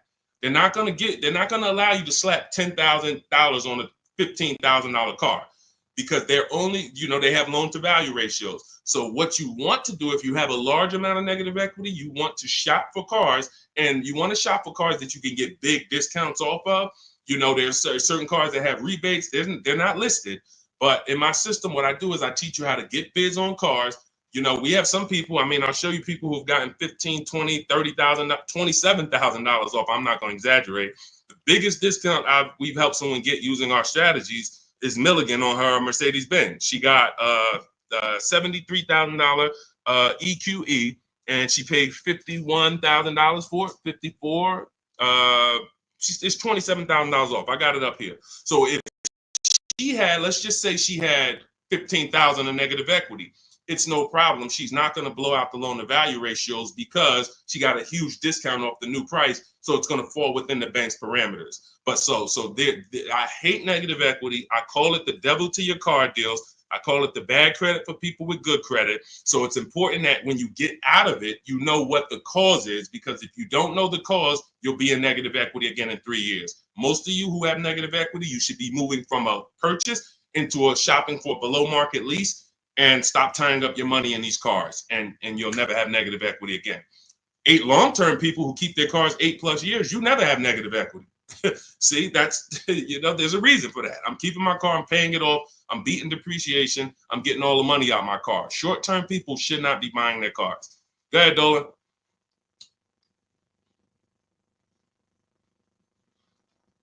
All right, keep typing your questions, y'all. We'll get to as many questions as we can in 45 minutes. Now, let me just actually say this. We have a 7-step process. Everything in my system is 7 steps. We don't go, see, a lot of times you don't understand what you should be doing first. Should I be focusing on my old car, my trade-in, shopping for a car first? What should I be doing first? So we have a system that you actually now have a process. It's 7 steps. First step is the most important question. That's leasing versus buying.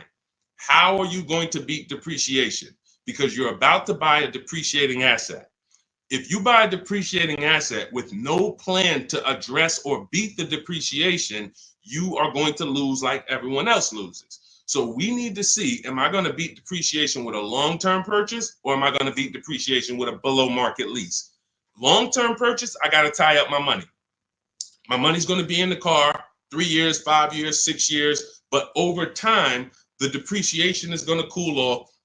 I'm going to have a vehicle that doesn't depreciate much. Who has a vehicle that they've had for more than 10 years? Type the number of years you've had it in the comments. If you had a vehicle for 10 years, type 10, 12. Even if you had it for more than 8, let's go 8 because it's called the 8-year rule. If you've had it for more than 8, type the number of years that you've had your vehicle in the comments. Let's see how many long-term people we truly have, because not a lot of people are long-term. Like every time I ask this question, we don't get a lot of people that's like, yeah, 8 years, 10 years, 12 years, 15 years. Look, we don't have many people that can say they even have a car on here that they've had for more than 10 years, more than 8 years. But you're tying up all this money in these cars, and then you're going and you're replacing them in 5 years and 6 years. And look, Sharon, 14 years. God bless you, Sharon. That's a long-term person. Look, Ray Johnson, 9 years. That's a long-term person. So they don't have to worry about depreciation. Their car right now is worth the same amount it'll be worth about a year from now. If Ray's car is worth $9,000, a year from now, it's going to be close to 9. He's beat depreciation.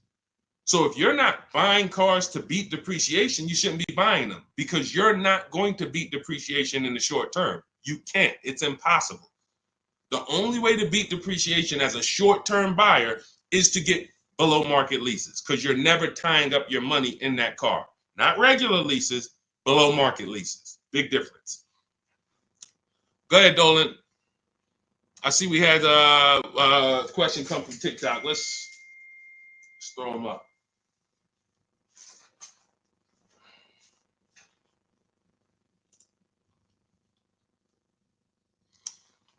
Okay, what about a fun car? I'm planning to keep my brand new car for 5 years. My previous car was a lease and traded it in since I had positive equity.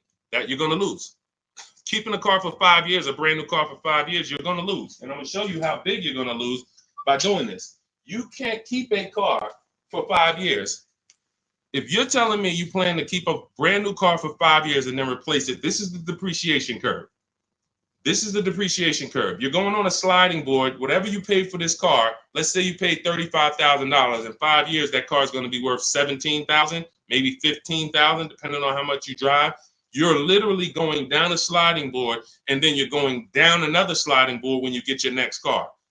You're wrapping up money in these cars. Now, when we look at somebody like Ray, who kept his car for 9 years, his depreciation curve doesn't look like yours. It looks like this. See, this is what it looks like when you first buy the car. You're losing value every single day. You're losing thousands of dollars in value on a yearly basis.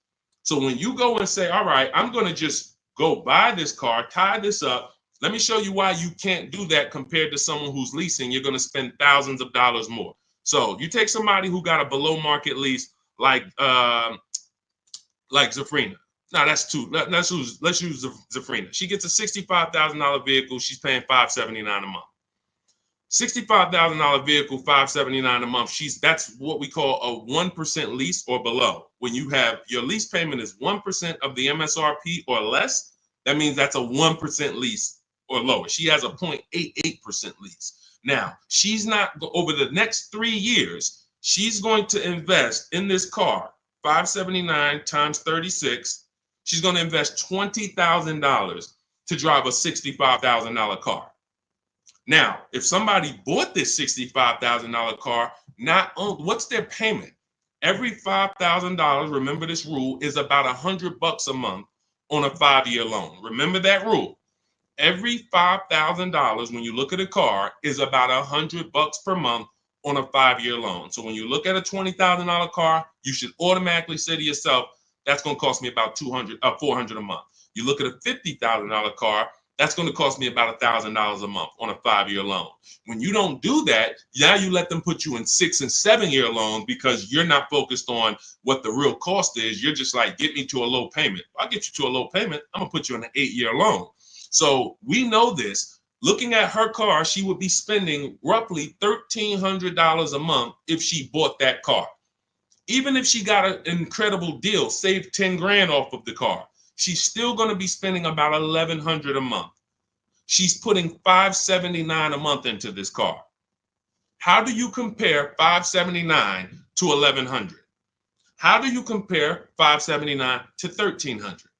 Let's say she bought a used version of this car. So instead of $65, she found a used one for $40. Every $5,000, $100, that's an $800 a month payment. How do you compare $579 to $800 for a used version? You can't. So when you're out here listening to people who've told you don't lease, they don't understand depreciation and they don't understand how to get below market leases. These are not regular leases. In order to get below market leases, you must employ competition. You must get at least 5 offers because every dealer's price is different. So when you walk into one Nissan dealer and they tell you it's $600 a month, you don't walk out and say, hey, Nissan's charging $600 a month. No, Nissan of Bay Ridge is charging $600 a month. But this Nissan deal over here might be at $500. This Nissan deal over here might be at $420. You need to stay at home, get multiple offers. You can do this my way through email using the systems in my book, or you can do it your way, calling around and get multiple offers. But once you see how different these offers are, you'll realize how many dealers have been ripping you off. And 80% of them do this. 80% of them, their best offer is not going to be below market. They're going to make a certain amount of money or they won't sell the car to you. But we find the ones who will. All of this is in my new digital book, Cars from Home. It's called Cars from Home, 7 Steps to Saving Time, Money, and Avoiding Dealerships. You can get a copy for 75% off for the next 30 minutes in my TikTok bio, my Instagram bio, the YouTube comments, or the Facebook comments. You'll have everything we teach step by step. You can Google the book, Cars from Home. It's already 5-star rated. We've already got tons of people using it, talking about it. And this is what I want for you. I don't want you paying above market or market value like everyone else is paying. You need to be paying below market value. And the only people that pay below market value are people with strategy. Okay, so I would tell you, Kitty Cafe, the first thing you need to be concerned with is actually leasing and not buying. You said you were a leaser. See, and oftentimes people who go from a lease to a purchase, I'm sorry to say you didn't get a good lease deal. Because if I'm paying, think about what Zafrina's paying. Let's continue to use Zafrina as an example. If Zafrina's paying $579 a month, for a $65,000 car. $579 a month only gets her about $28,000. Let's call it $30,000 on a loan. So for her to go and get the same $579 payment, she's going to only have about $30,000 to spend on a car. If she goes with a 6-year loan, maybe she can get like a $33,000, $34,000 car. That's it. That's her loan. So she's going to have a hard time going from a $65,000 vehicle to a $35,000 vehicle. Most likely she's going to get something used. It's going to be older. And she's going to be like, wow, I'll just keep leasing. But if she was paying what other people are paying for this same Jeep, which is probably, I would say a lot of people for the same Jeep would probably be paying about $800, maybe $900. People with no strategy, they're probably paying $900 a month to drive this $65,000 car. It's easy to justify. So they're paying $800-900 a month. Then yeah, she might say, well, maybe I'll just buy something because I'm paying almost $1,000 a month to lease. But that's the difference between a below market lease and an average lease. There's a big difference. All right. Go ahead, Dolan. Next question. The leasing versus buying thing is really what's hurting a lot of you. The leasing versus buying thing and the not getting below market leases. There's so many bad things about what's been out here with leases. It's horrific. I spend every day putting out information trying to dispel this. But I realize there is so many voices that have told you guys things. But here's the thing. I talk numbers and I show numbers. If you pay attention, the people who tell you about leasing never talk numbers. They never show you numbers. All they do is rent. Leasing is renting. Leasing limits you. You limit, they pick your mileage. You pick the mileage. It's so much bad information. But I've been leasing since I'm 22 in the car business. Got my first lease, Pontiac G6, $20,000 vehicle. I was paying $256 a month for it. Meanwhile, I had a friend, they're paying almost $500 for a Toyota Corolla. We both got a car for about the same time. They're paying $500. I'm paying $256. I'm seeing what they're going through with their car breaking down, getting older, because they kept the car for a while, getting older, and now I'm on my second car, paying a low payment. And as a young person, you don't want a $500 payment. I didn't need a $500 payment when I was 22. Just had my daughter. I needed that $256 payment. They had just had a family too, but they got to come up with $500 a month to drive about the same price car. The Corolla and the Pontiac G6 at that time were about the same price. You can't justify to me in any way that makes more financial sense. There's nothing you can say to me unless that person's going to keep the car, pay it off, and then keep the Corolla forever. If you're going to keep the Corolla for 10 years and then you pass it down to your daughter or your son, it's their first car, and now you just got an extra car, that's a different story. You shouldn't be leasing if you're that person. But if you're a 5-year, 6-year owner, 7-year owner, and you're just paying these high payments, you pay your cars off, and then you go back into another finance, you're just overpaying. You're throwing thousands of dollars out in the garbage, and there's no way around it. You put me against anybody.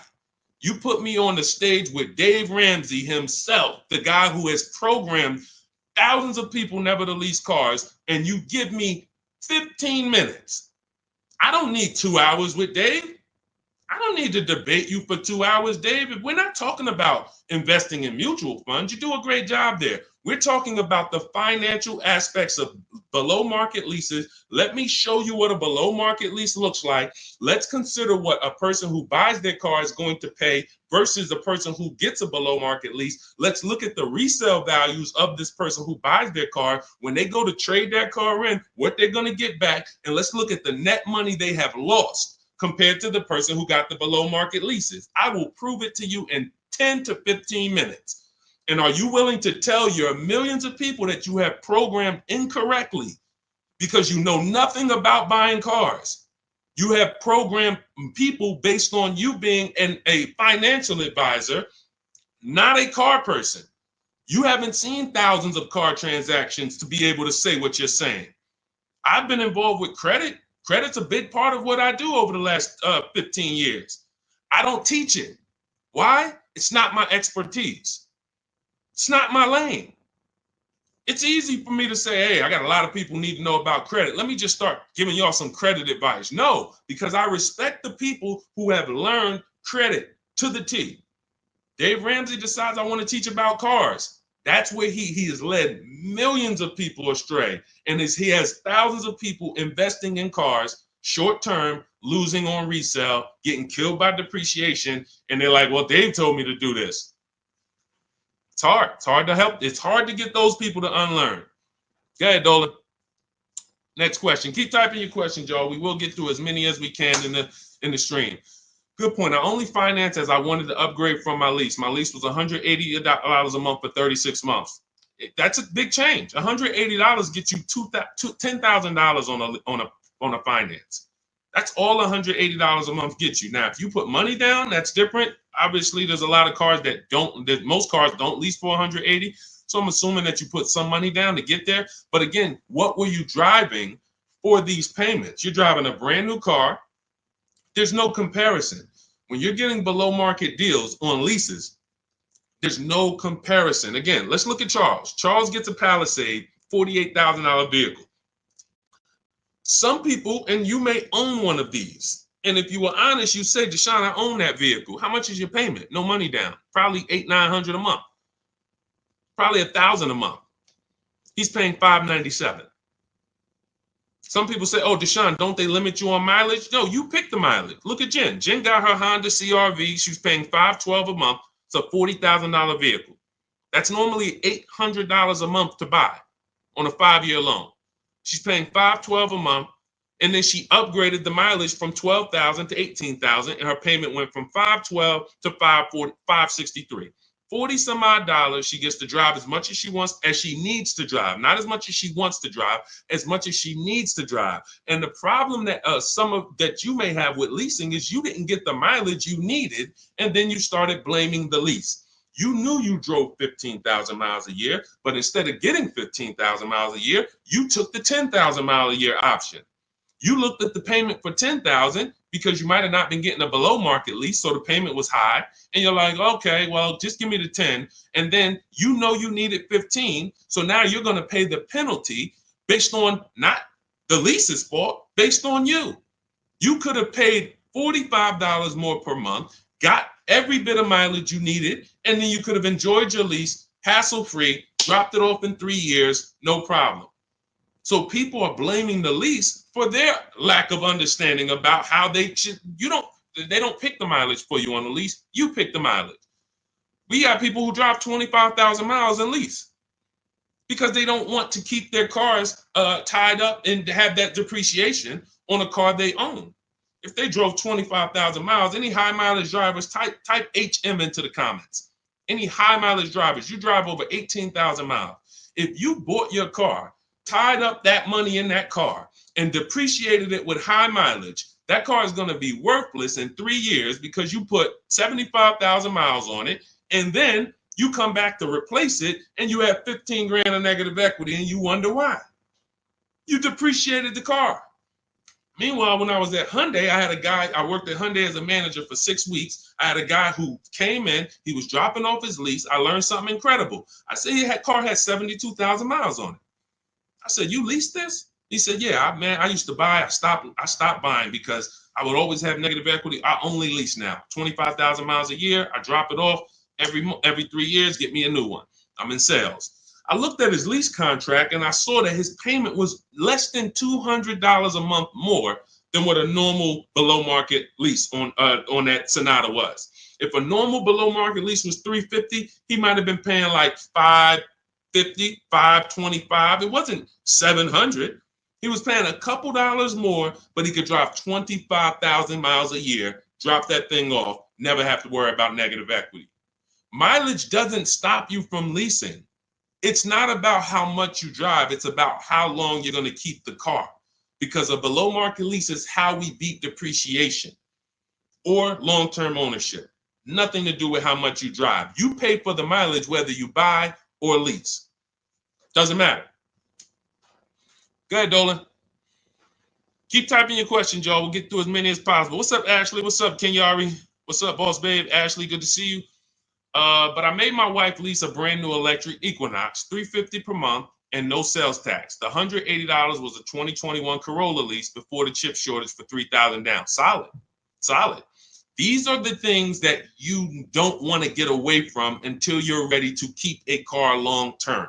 If you are leasing and not keeping cars 8 years, keep leasing. Make sure you're getting multiple offers so that you can get these below market leases so that you're not paying these prices on the commercials that you see with $5,000 down and all of this tax that's not included. We are getting below market leases, and in order to do that, you must get 5 offers, at least 5 offers. Now you get these below market leases and you keep doing that until you are ready to buy something. Because as Cafe just said, if he's paying $3,000 down, $180 a month, somebody who bought that Corolla is paying $3,000 down, $500 a month, because a Corolla is probably about 25 grand now. So that's a $500 a month payment with their taxes that they're paying when he's paying $180. This is not, look, for a brand new electric Equinox, he's paying $350 a month. This is someone else who knows how to get great lease deals, whether he's negotiating for them or whether he's calling around getting multiple offers. It doesn't matter. He's getting prices that you are not getting. And that's the prices we get. You want to understand that all prices aren't the same. There's below market price, there's market price, there's above market price. Above market is for the people with no strategy. You just walk in and you sign the deal. You might say no one time, and then the next offer you sign it. Market value is for the negotiators who are trying to feel for the bottom. You don't know where the bottom is, but you say, hey, take $2,000 off. We got a deal. Give me invoice price. We got a deal. You're paying market value. You're not getting anything special because there's hidden money, rebates, incentives that you don't know about. There's markups in the lease contracts, in the money factor, money hidden you don't know about. And you'll never know about it until you get multiple bids. But below market price is reserved for the people who are shopping multiple dealers. We do it from home, getting multiple offers, and now you're paying $350 a month for a car that other people are paying $600 a month to own. You cannot justify pulling up in the same car and one of you is paying $350, one of you is paying $600. But the one who's paying $600 says, well, I'm going to own this. But by the time you pay it off, you're just going to turn around and get another car and do it all over again. So you never win, ever. It's a bad way to move. Go ahead, Dolan.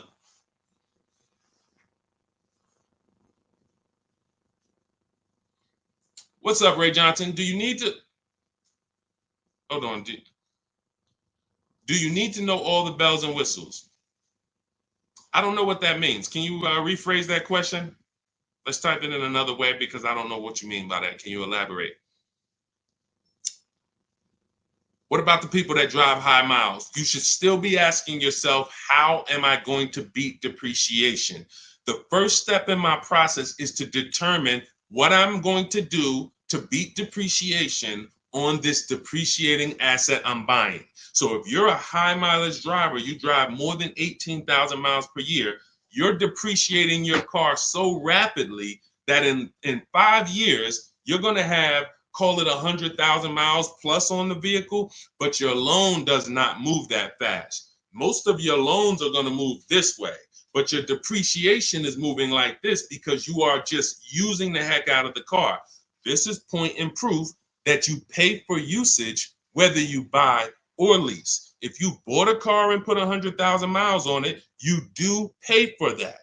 If the same person bought the same car, but they only put 50,000 miles on it, their car's worth more than yours. They can sell it for more. So you lose based on your usage.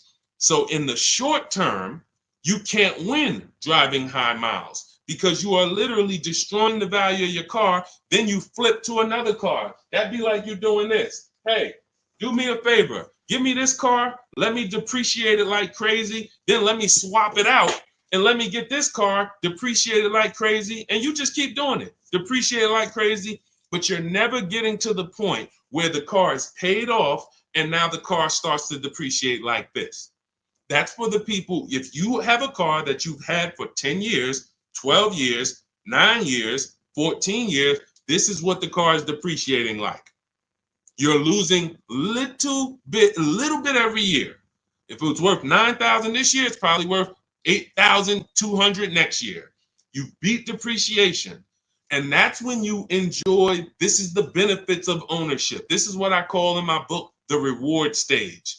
You don't get here without long-term ownership. And if you're not built for long-term ownership, that is okay. But what you should be doing is doing what my client who was in Hyundai did, doing your high mileage lease, shopping for a below market lease, and then driving the mileage you need and dropping off your car in 3 years and going and getting a new one over and over again. You're never tying up your money in these cars. If you're going to tie up your money in these cars, you better have it in there for the long run. If you're going to tie up your money for 5 years in a depreciating asset, you are losing money in depreciation. Like you can't get it back. That's why you're never happy with what the car is worth. When you come and find out what your car is worth, you're like, I can't believe that's all you're giving me for my old car, because you're thinking about how much you put into it. Long-term owners like this, those of you who have cars that you kept for 12 years, you're not thinking about the resale value, right?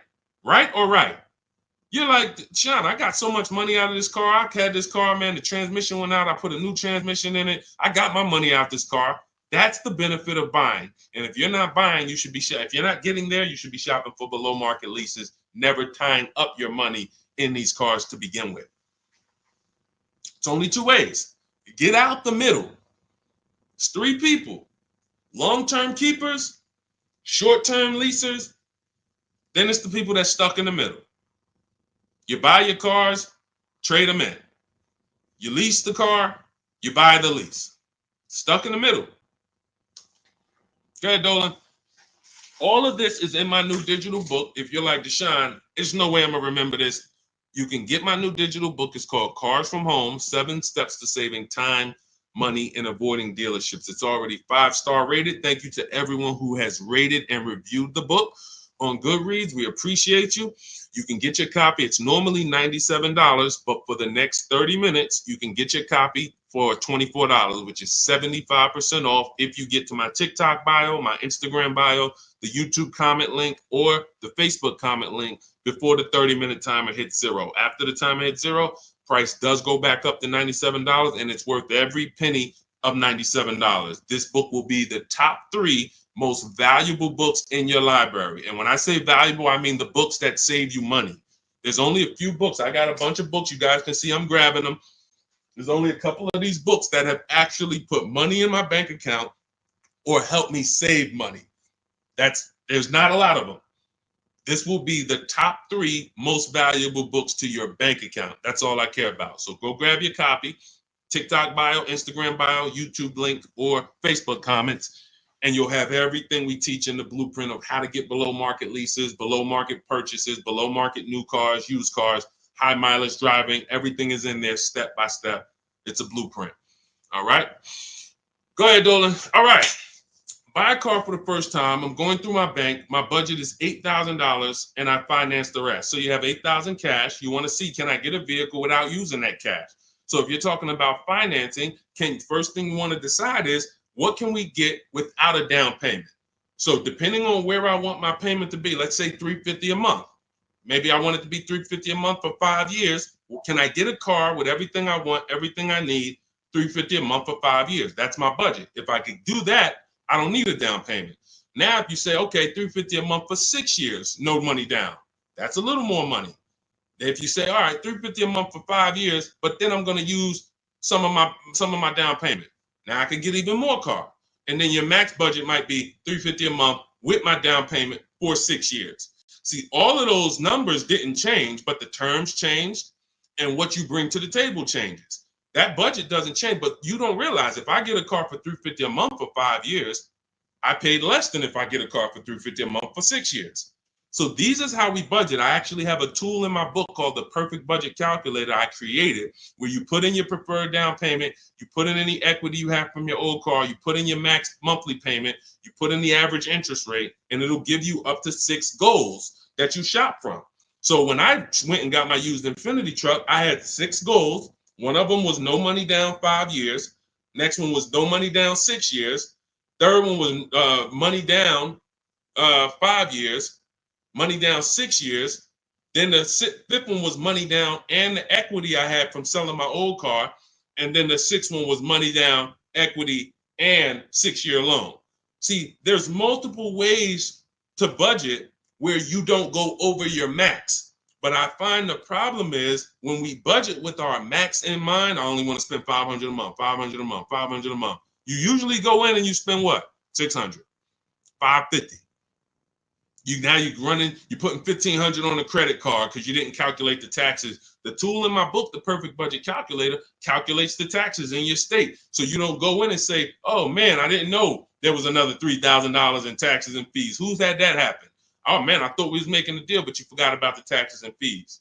See, all of this stuff you don't realize should be normal in a complex financial transaction. But what they've taught you in the car business is to just treat car buying like you're buying a TV because it makes them very rich. I've been in the business for 14 years. I sat next to people who I know shouldn't be in the business, but they're not going to get them out the business. They make a lot of money for the dealerships. They'll always have a job. Even if they get fired here because the customers start complaining, they'll go there and they'll say, hey, look, I made 300 grand at my last place. Oh man, when can you start? These people are always going to have a job. So when you look at the industry and say, okay, if this is what the industry is like, what do they care about me? They don't. The 20% of dealers who get up every morning and they do the right thing. They want to beat their competition. They're honest. They want to make sure that they're giving you the best service. It's 20%, 2 out of 10. You're going into your local dealer and you're buying from them, not realizing that's an 80% dealer. All they do is make a lot of money on their customers. If they can't make a lot of money on their customers, they won't sell the car. And you know what's beautiful about the car business? For those of you who are wolves and sharks and evil, it's not about the customer winning. It's about you making the customer think they won. I'm going to say that again. For those of you who are like, what business could I get into where I can make 200 grand?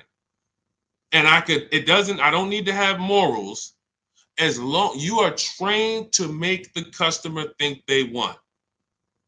And that's all it's about. If that's why you start high and you come down. If you know your price on your car is 600 a month, you start at 800. This is what the worst people do. You know that the full price for your car is 600 a month. When Mr. Jones sit down, hey, Mr. Jones, all right, we got a great proposal for you. Great news. We're going to make you a great deal today. Your payment's $790 with $2,000 down. What? That seems like a high for this car. The car's only this. That seems real high. And then I didn't even want to do any down payment. All right, so you didn't want to do a down payment. So, all right, look, if I could get the down payment out, your payment would go from $790 to now it's $840. No down payment, though. What's more important than you, the payment or the down payment? No, well, both. But what's more important? If you had to pick one, well, I really don't want to do any money down. All right, so right now we're at $840. Where can we agree? I'll talk to my manager. Where can we agree that you'll be happy? Because I want to make you happy, Mr. Jones.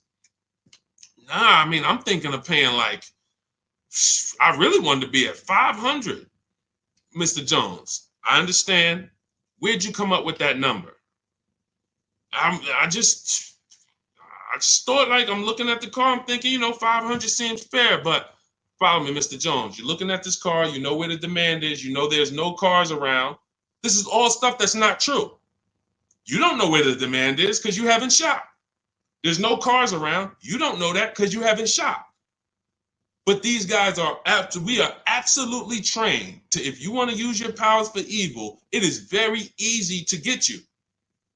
That's why we don't shop that way. I would never send you in to deal with people who negotiate every day for a living like this. Your power is being at home, having multiple dealers compete for your business, and that's how people like Tasha get these deals. Thousands off on a brand new car, only 1-year-old car. This is how. We have grandmothers who do this. Look, India, ridiculous deal on a Toyota. Look, Hyundai, $365 a month, no money down. 2024 Hyundai Elantra, limited, with the leather in it. She didn't get that going in negotiating. You can't. But from home, that's where the power is. That's why our entire system is called Cars from Home. I can sit here and walk you through why you can't win. I don't care who you are. So when I'm telling you, you have to change the way you shop. When people say there's no deals, they're right. To you, there's no deals. To someone who doesn't have shopping strategy, doesn't know how to put dealers against each other, there are no deals. But to people like us, we've been making deals. Let me show you, Bonita. Let me show you a pandemic deal. When people were out there thinking, no deals, Deshone, this is so bad. When is the market going to change? Look, Bonita, 2022. She leased her dream vehicle, a 2023 Kia Telluride. She put $600 down, drove off $600 a month. She gave him $600, drove off. No money down lease. People were leasing and buying these vehicles for $10,000 over sticker. I'm not on here to talk to you about hundreds of dollars. What do I care about hundreds of dollars? You think we're on here? You think we're getting together to gather you guys to talk about hundreds of dollars? That doesn't matter to me. Thousands is all we talk about. Every single thing we discuss here is $1,000 mistakes. You not leasing when you should be leasing. $5,000, $7,000 mistakes minimum. You not getting multiple offers on your car. Could be depending on the car, you look at somebody like Kimberly. Kimberly gets $20,000 off her Maserati. $20,000. Sean gets $20,000 off his F-150 Lightning. These are just some of the, look, even somebody like Tiffany, let's take a smaller discount. She gets a Mazda CX-90. She gets $6,500 off. What happens? There are people who got that same car. You won't say, they're not going to say it. They'll never say it. They'll never come on here and say, hey, Deshone, I got that same car you just showed her get, and I only got $2,000 off. They won't say I overpaid by $4,500 because I didn't know this. But I'm telling you, I know this because I've been working with people around the country. So understand, we're not here to talk small numbers. When we're tapping in, we're asking you to tap in, lock in, so that you can actually keep thousands and thousands of dollars in your bank account instead of putting it in these cards or giving it to these dealers. That's it. So everything we discuss is out of my new book, Cars from Home, 7 Steps to Saving Time, Money, and Avoiding Dealerships. It's a 7-step process. Doesn't matter whether you're leasing, 7 steps. Doesn't matter if you're buying new, 7 steps. Buying used, 7 steps. You want to sell your leases, which who didn't know you could sell a lease? Put a question mark. Who didn't know you could sell a lease? Type a question mark in the comments. Question mark. Deshone, what do you mean you could sell a lease? Okay, thank you. We're renovating with the jeans. Okay, look, Lynn, Brooke, Miss Tucker. Look. How much has that cost you? Not knowing, and we begin to teach people to do this during the pandemic because every single car was $7,000 to $10,000 more than it was truly worth. So a Jeep Grand Cherokee, I sold my Jeep Grand Cherokee for $28,000 after I had leased it for 3.5 years. 39 months, I leased it, and then I sold it for $28,000. The vehicle, brand new, was $35,000. Brand new, that Jeep Grand Cherokee Laredo that I leased for $330 a month, paid $330 a month for 39 months. I sold it for $28,000. CarMax won the bid, and I put $9,800 in my pocket. I helped my mother sell her lease on her Mazda CX-5 for $10,200 in equity she put in her pocket. Now, those equity numbers don't exist anymore. That was a once-in-a-lifetime seller's market, well, so far in our lifetime. So far. There's people who still want that. They still are basing, and you may know people who are like, hey, well, I'm going to buy this car and I'm going to flip it because I bought a 2019 Mustang and then I sold that Mustang in 2021 and got all my money back. Try that again. You're going to lose everything. It's over. It's over. That was a limited inventory, global shortage, chip shortage. Everything's worth $7 to $10 to $12,000 more. Those who cashed out won. Those who cashed out at that time won big. You can look back over history, and I helped a lot of people do that. You can look at my videos. Some of my biggest videos, 5 million views, 3 million views, was how to cash out. People coming on there, yo, I just sold my lease. I made $7,000. Yo, I made 10 grand because of you. Yo, I sold 2 leases. I'm telling everybody during the pandemic, cash out, cash out, cash out, cash out. You won't be able to do this again. But there's still money to be made if you have equity in your lease. There's still $2,000, $1,700, $3,000, $4,000. Some of you low mileage people who you lease, but you only drive 5,000 miles a year. There's equity there. But you got to know how to get it. You got to know how to get bids. What's the process? And get we get bids from CarMax, Driveway, Carvana, Kelly's Blue Book Instant Cash Offer. What is that strategy alone worth? Just the cash out, just the equity assessment, step 2 in my process is worth. For those of you who trade in cars, that right there, one step out of my 7-step process is going to be worth thousands of dollars to you. So you can get my new digital book, Cars from Home, 7 Steps to Saving Time, Money, and Avoiding Dealership, and you can get it for 75% off. That's my welcome offer to you, but it's only for 30 minutes. You go to my TikTok bio, my Instagram bio, the YouTube comments, or the Facebook comments, click that link, and get your copy for 75% off. You won't even pay the $97 price. You'll pay $24, but you got to get there before the timer goes to 0, and then it goes back up to $97, which is worth every penny. Book's worth every penny at $97. It'll be in your inbox in 2 minutes. And make sure as soon as you get the book, you screenshot the thank you page, because the link to open the book is actually on that page. You open the book on that page, and I also email you a copy, but my support team's email is actually on that page as well, because sometimes you type your email wrong, you're typing fast, you're trying to hurry up and get it before the sale ends, and then you end up typing your email wrong. We can't send the book to a wrong email, so that you'll have my support team's email there. But this is the most serious thing outside of buying a house. There's nothing more serious to me. And some of you are not going to even buy houses. Some of you like, Deshone, I'm a renter. I don't plan on buying. That means the car is your most expensive purchase. And you're going to do it over and over again. You might have 5, 10 of them in your lifetime or more. You lose $5,000 on every one because you didn't have strategy. That's a tough gig. That's a tough gig. I wouldn't want to be in that situation, and I'm not going to be. And anyone who's listening to me is not going to be. Go ahead, Dolan. Let's keep the show on the road. Do you need to know all the extras you want? Upgraded sound system items that are not in the base price? Absolutely. Whenever we buy a new car or we shop for a lease, we always build our car. We go on the site because we want to know everything's available, because we don't want to get a car and find out there was an option we wanted that we didn't get.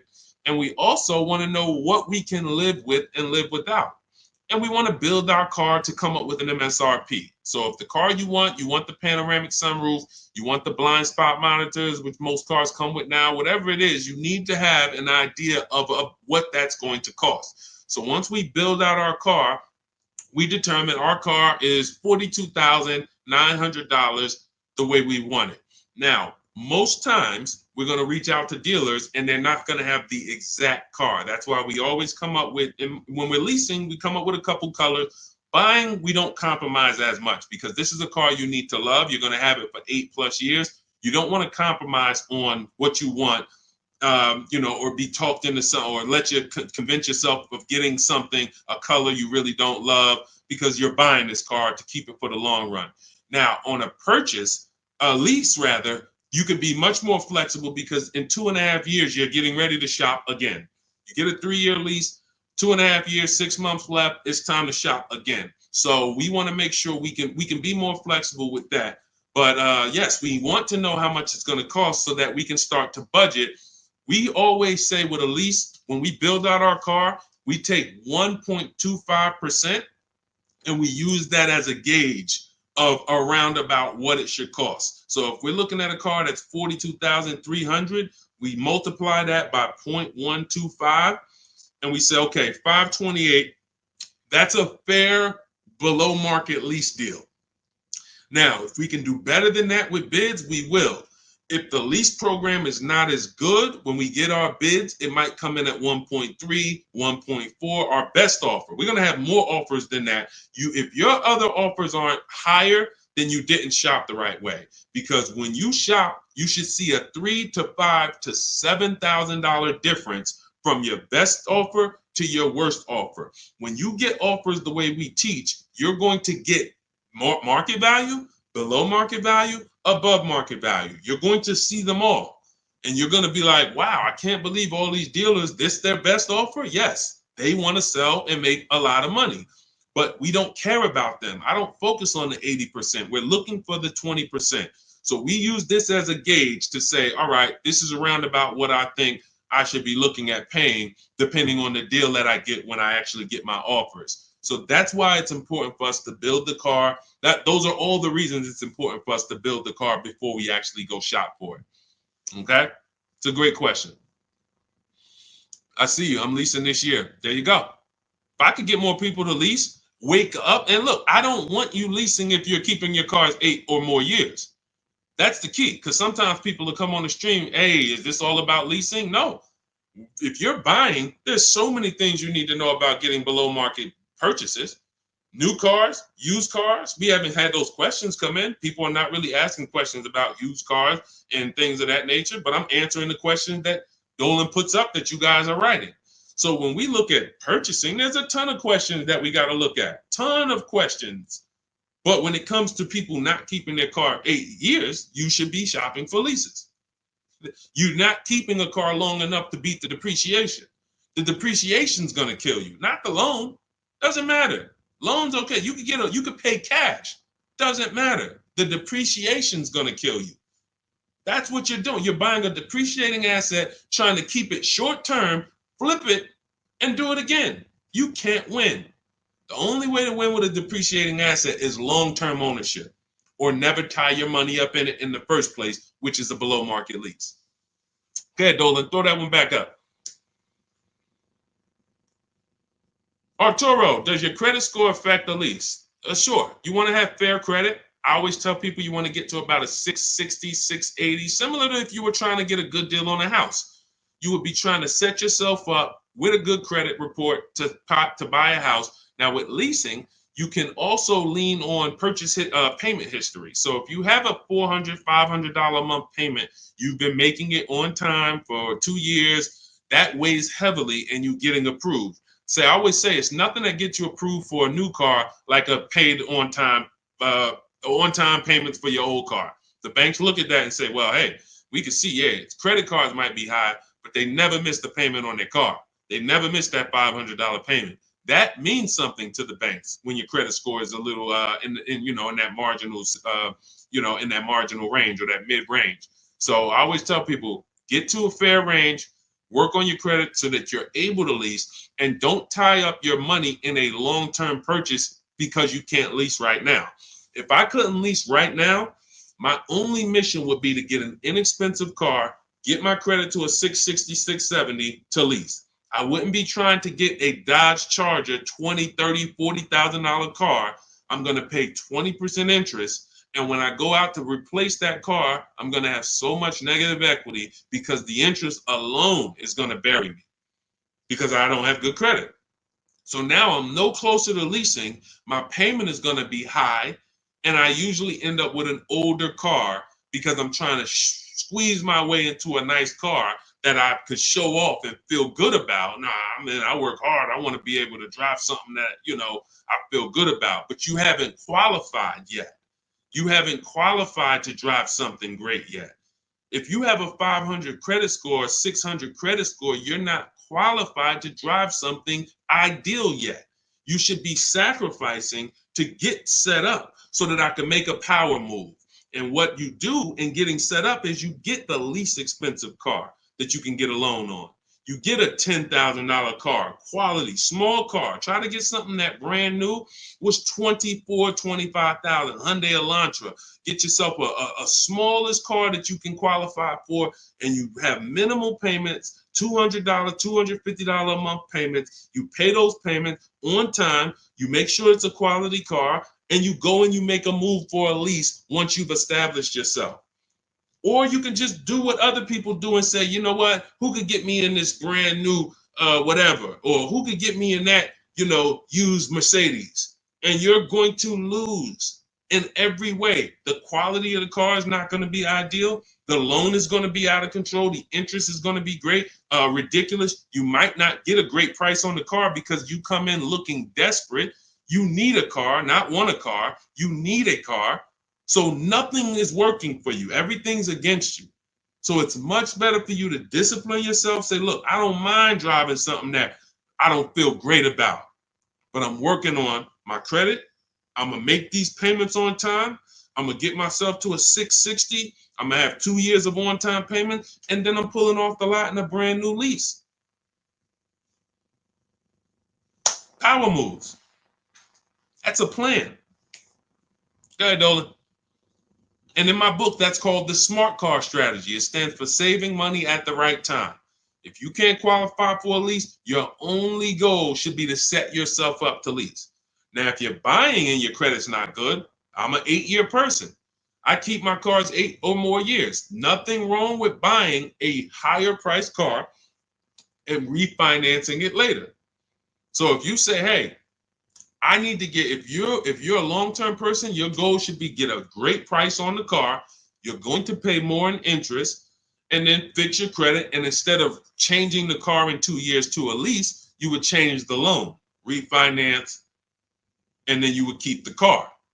So it's depending on long-term versus short-term is everything. That's why in my book, it is step 1. You need to know from the get-go, am I a long-term person, 8+ years, or not? Because that's going to be the foundation we build on. Everything else comes after that. Karen, thank you for helping with my digital book. I wasn't checking my email. Of course, we want to use cars. So you're just following the multiple marketplace strategy. There's steps before that. And here's what I tell you, guys who have my book, ask yourself, what step am I on? This is what I tell everybody that I work with. Ask, what step am I on? Because if you're doing step 3, but you have not done step 1, that's a clear indicator. Oh man, I haven't done step 1. Step 1 is leasing versus buying.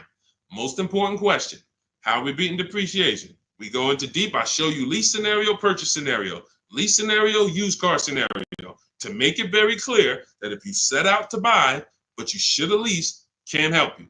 You're lost. And I talked about that earlier. We ran Zafrina's $579 a month payment versus what a new car would cost her, which would be $900 or $65,000 car. That would have been $1,100. Or a used version was $800. So you can't compare that. If you go out and you get a great deal on a purchase and your payment's $700 a month, then that means that lease payment probably would have been $400 a month. There's no way to, how do I get out of this? You shouldn't have been in it. That's why this is step 1. So what was that question? What was that question? I don't even know how I got on that. Oh, you said I want a used car. Yeah. So so you want to ask yourself, where am I at in the process? Because we're not in the market until step 5. Step 5, we're in the market. That's when we're on our marketplaces, shopping, narrowing it down. We have specific ways we narrow down used cars. This is not just general information that you can find on social media and you Google it, how to buy a used car. Yeah, good luck. That stuff means nothing. Car salespeople are been watching those blog articles for years saying, okay, this is what they're coming to do. Don't tell them you have a trade-in. Okay, good. Stuff has been around for 20 years. What we're doing is we're narrowing it down when we get to step 5, based on title history, service records, accident history.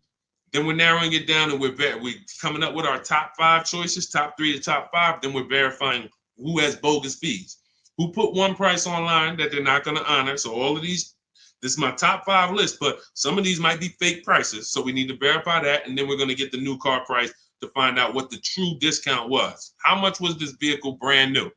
When I bought my Infinity truck, I narrowed it down to 4 choices. They were all white, between $30,000 and $32,000. Sounds similar. They're not. You're looking at 4 white Infinity trucks between $30,000 and $32,000.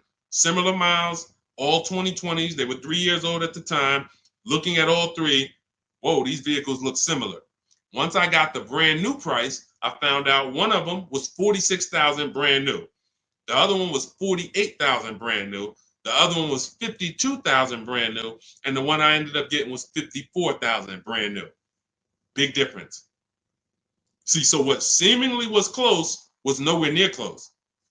The furthest apart was 54 to 46. It's an $8,000 difference between the least expensive one and the most expensive one. But without the brand new price, you don't know that. You're choosing the wrong vehicle, thinking, oh, I got a good deal. No, the good deal was that other one that you didn't pick because you didn't have the brand new price. So that's step 5. But we got plenty of things we do before that to verify the DNA of the vehicle, check the data. And look, let me be clear. It takes me 90 minutes to buy cars. I'm not putting a system together that takes days. I'm not going to do it. It's not necessary. Choosing your vehicle, that might take you days. Going and looking at cars, test driving, that might take you days. Deciding what you want. We call that shopping. That's a step in my book. Shopping, not buying. That's deciding what you want. But once you know what you want, 90 minutes. Now, first time you use our system, it might take you 2-3 hours because you're just learning. You're overthinking. Haven't trusted our process yet. That's normal. But once you see, wait, this is simple steps. I'm going to websites, putting information here, looking at this. This is stuff a high school kid would do. If I could teach a high school kid to buy a car, it'd be easier than some adults because they don't have to unlearn much. Adults, it's like, hey, but I don't have to go into the dealer. You know, hey, Deshone, I went into the dealer and this is what they said. Deshone, my dealer called me and they said this. Well, when did I tell you to talk to the dealer? I thought you were coming to use our system because you didn't want to talk to the dealers. Yeah, you're right. See, that's overthinking. Now, that doesn't mean you're going to lose because we got a lot. That's how a lot of people come. You're trained to do things one way. You have to unlearn that. But once you see what we do, you're like, man, I can do this again next time. It'll take me 2 hours. I get any car I want in the country, Bentley, Rolls Royce, Corolla. It's going to take me 90 minutes because I'm using the internet. We're emailing. You know, I'm not getting in my car and driving to a dealer. So that's what we need to focus on. I know you have the book. Make sure you're asking yourself, where am I in the process? Start with step 1, just check them off. Step 7 is delivery. So when you check off delivery, you're done. You got your car. All right. Everything that I'm teaching is in my new book. It's called Cars from Home. It's a digital book. It's called Cars from Home, 7 Steps to Saving Time, Money, and Avoiding Dealerships. You can get your copy for 75% off. It's part of my welcome offer. It's normally $97. But if you get to my TikTok bio, my Instagram bio, the Facebook comments, or the YouTube comments before the 30-minute timer hits 0, you got your copy for 75% off, which is $24. And it'll be in your inbox in 2 minutes. So once the timer hits 0, price does go back up to $97. And it's still worth every penny at $97. Go ahead, Dolan.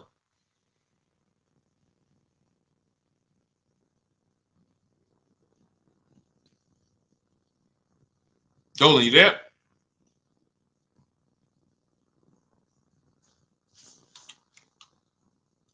All right. Is it worth buying a BMW or Mercedes brand new or pre-owned certified?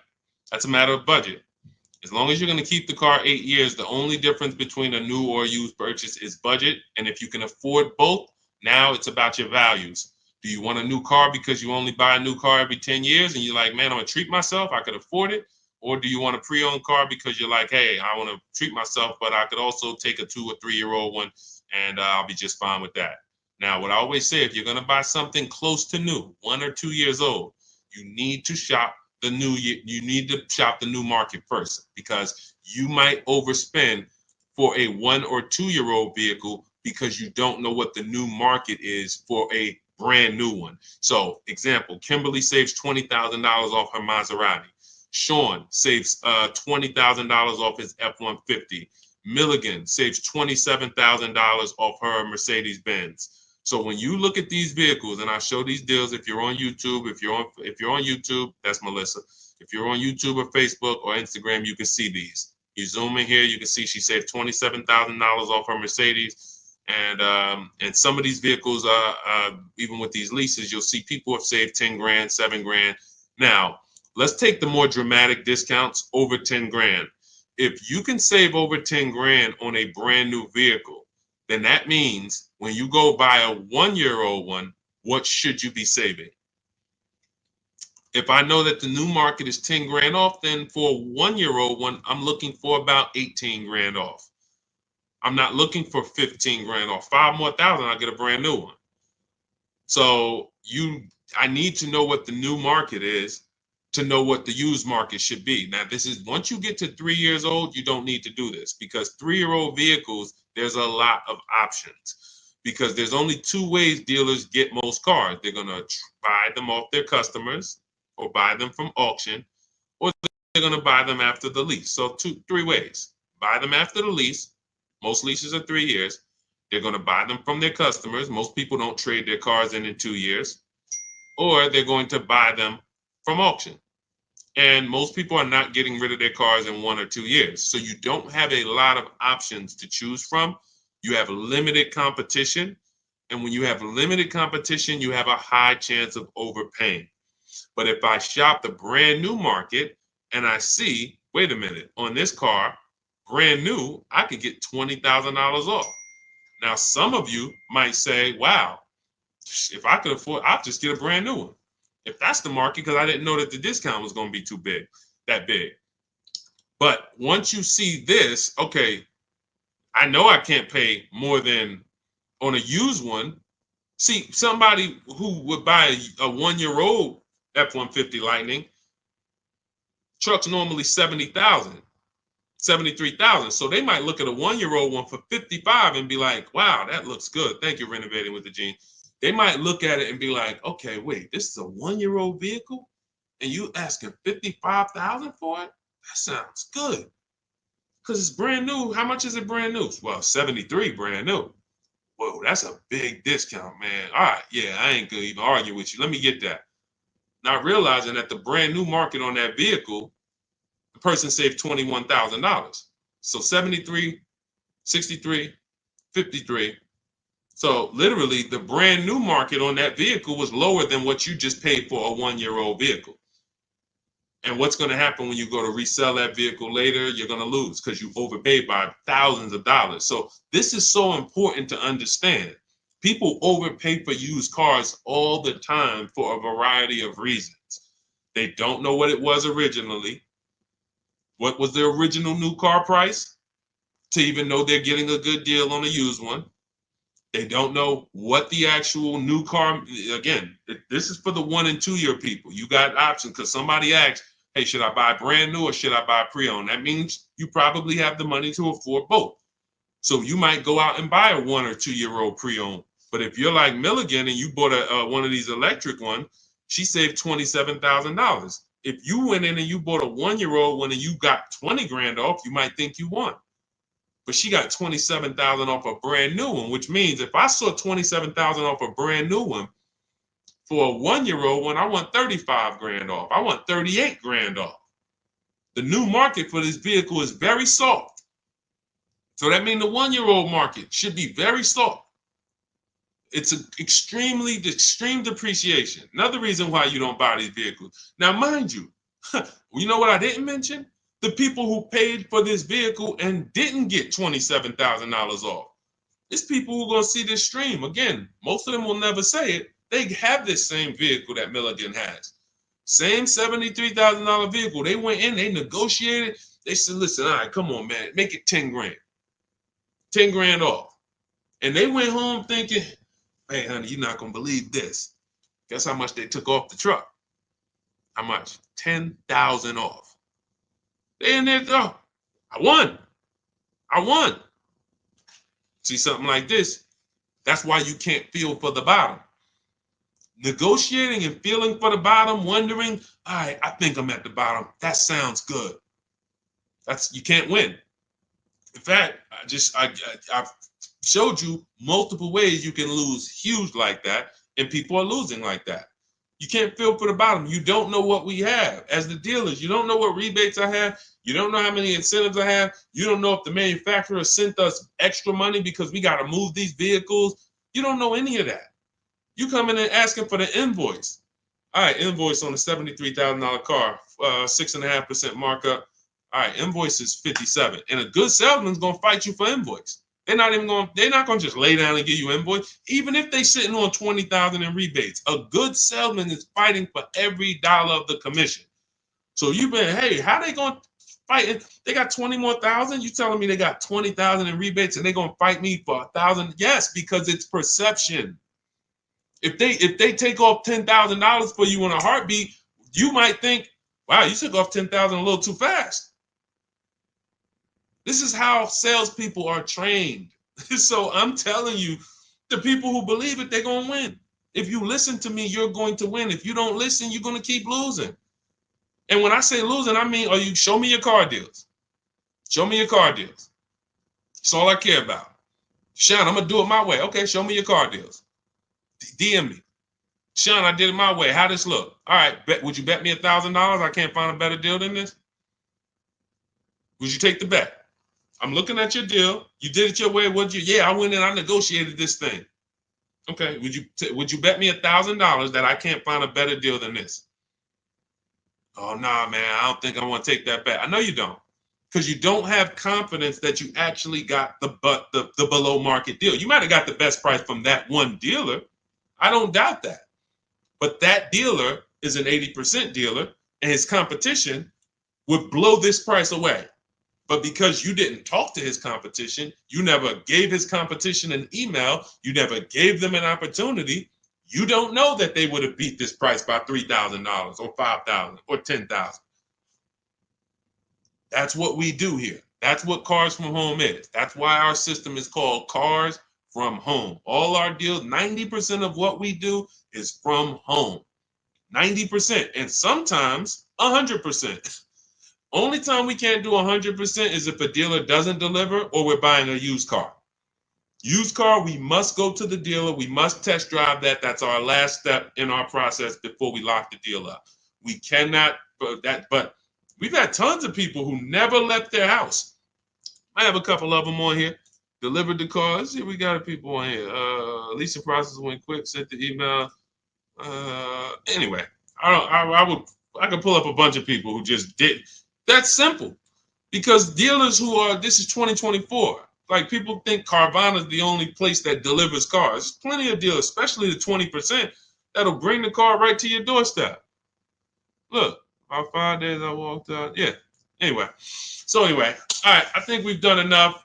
Look, everything that we've taught today is out of my new book, Cars from Home, 7 Steps to Saving Time, Money, and Avoiding Dealerships.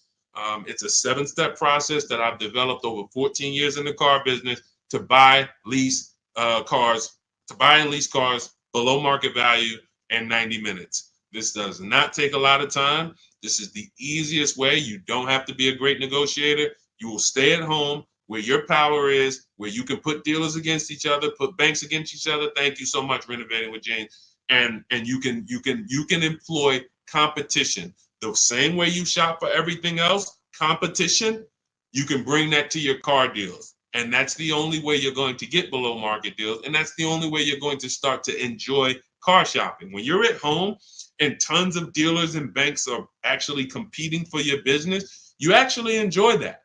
That's why when you see people like Teddy, who said that I will never lease another car any other way. Look, suppose it's a bit wordy. Look at Teddy. You got his BMW 2024 i4 M50, $73,000 vehicle. His best offer was $856 a month, which is a 1.16 lease. His highest offer was $1,123 a month from another dealer. His closest dealer, his local BMW dealer, was where was it? Look, the dealer closest to me was $986. His closest dealer that he probably drove by and saw the car and said, man, all right, I'm gonna work with them one day, $986 a month. He ends up paying $856, over $130 less than his local dealer. But he did it from home. And he said at the beginning, I will never, I repeat, never lease another vehicle any other way. Now, had he bought the car and got $10,000 off, he would have said, I will never buy a car any other way. The Cars from Home way is how you are in control, how you feel like the prize. And when that 20% dealer wins your business, you feel like you won. You know you won. So, all right, let me get out of here, y'all. Grab your copy as my welcome offer to you of Cars from Home. 7 steps to saving time, money, and avoiding dealerships. 30 minutes only. You can get it for 75% off, which so you won't pay the normal $97. In my TikTok bio, my Instagram bio, click the picture of me, the YouTube link, or the Facebook link, and grab your copy. As long as you get there before the 30 minutes is up, you got it for $24, and you'll have everything step by step. You don't have to remember any of the things we've spoken about over the last hour, 15 minutes. You don't have to remember them because you will have the blueprint step by step. Leasing step by step, buying step by step, selling leases, selling your cars. We never trade cars, getting out of negative equity. All in there, high mileage driving, everything in my 14 years of experience is in that book. All right, so I look forward to you guys using it. Make sure you send me your success stories. Write me emails when you make your deals. Let's continue to 30 minutes now. It's only available for 30. Now, it's available forever. $97 is the price. Normal price of the book is $97. But for 30 minutes, you can go to my TikTok bio and you can get your copy for $24, which is 75% off. All right. God bless you guys. I'll see you soon. And keep unlearning, keep relearning. Thank you. Thank you.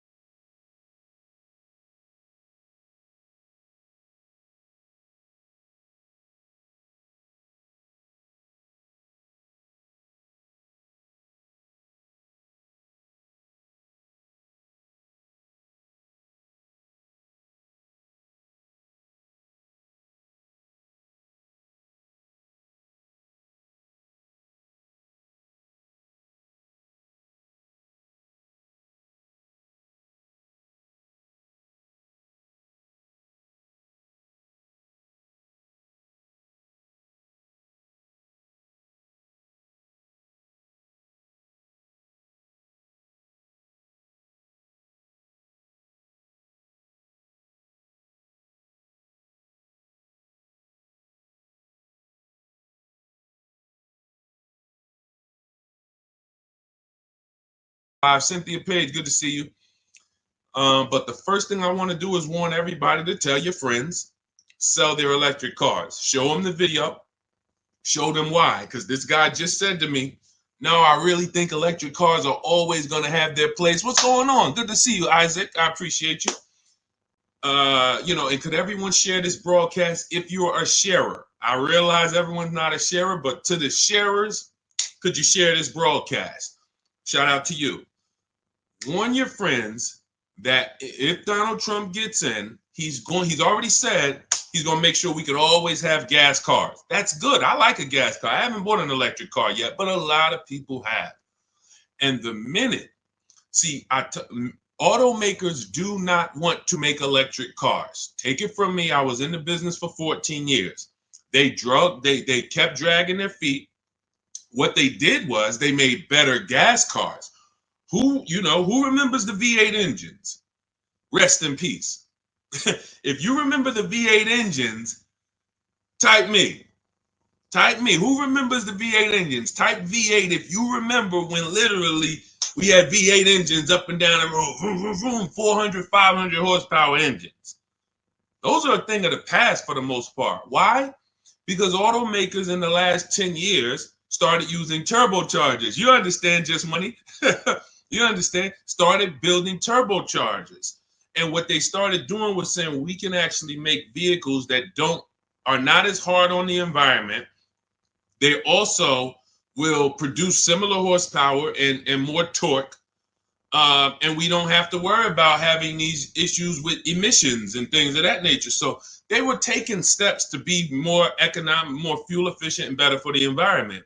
Now here comes the mandate to make half of the new cars electric by 2030. It started out as 2035. I don't know when it moved to 2030. The point is 17 million new cars are sold a year.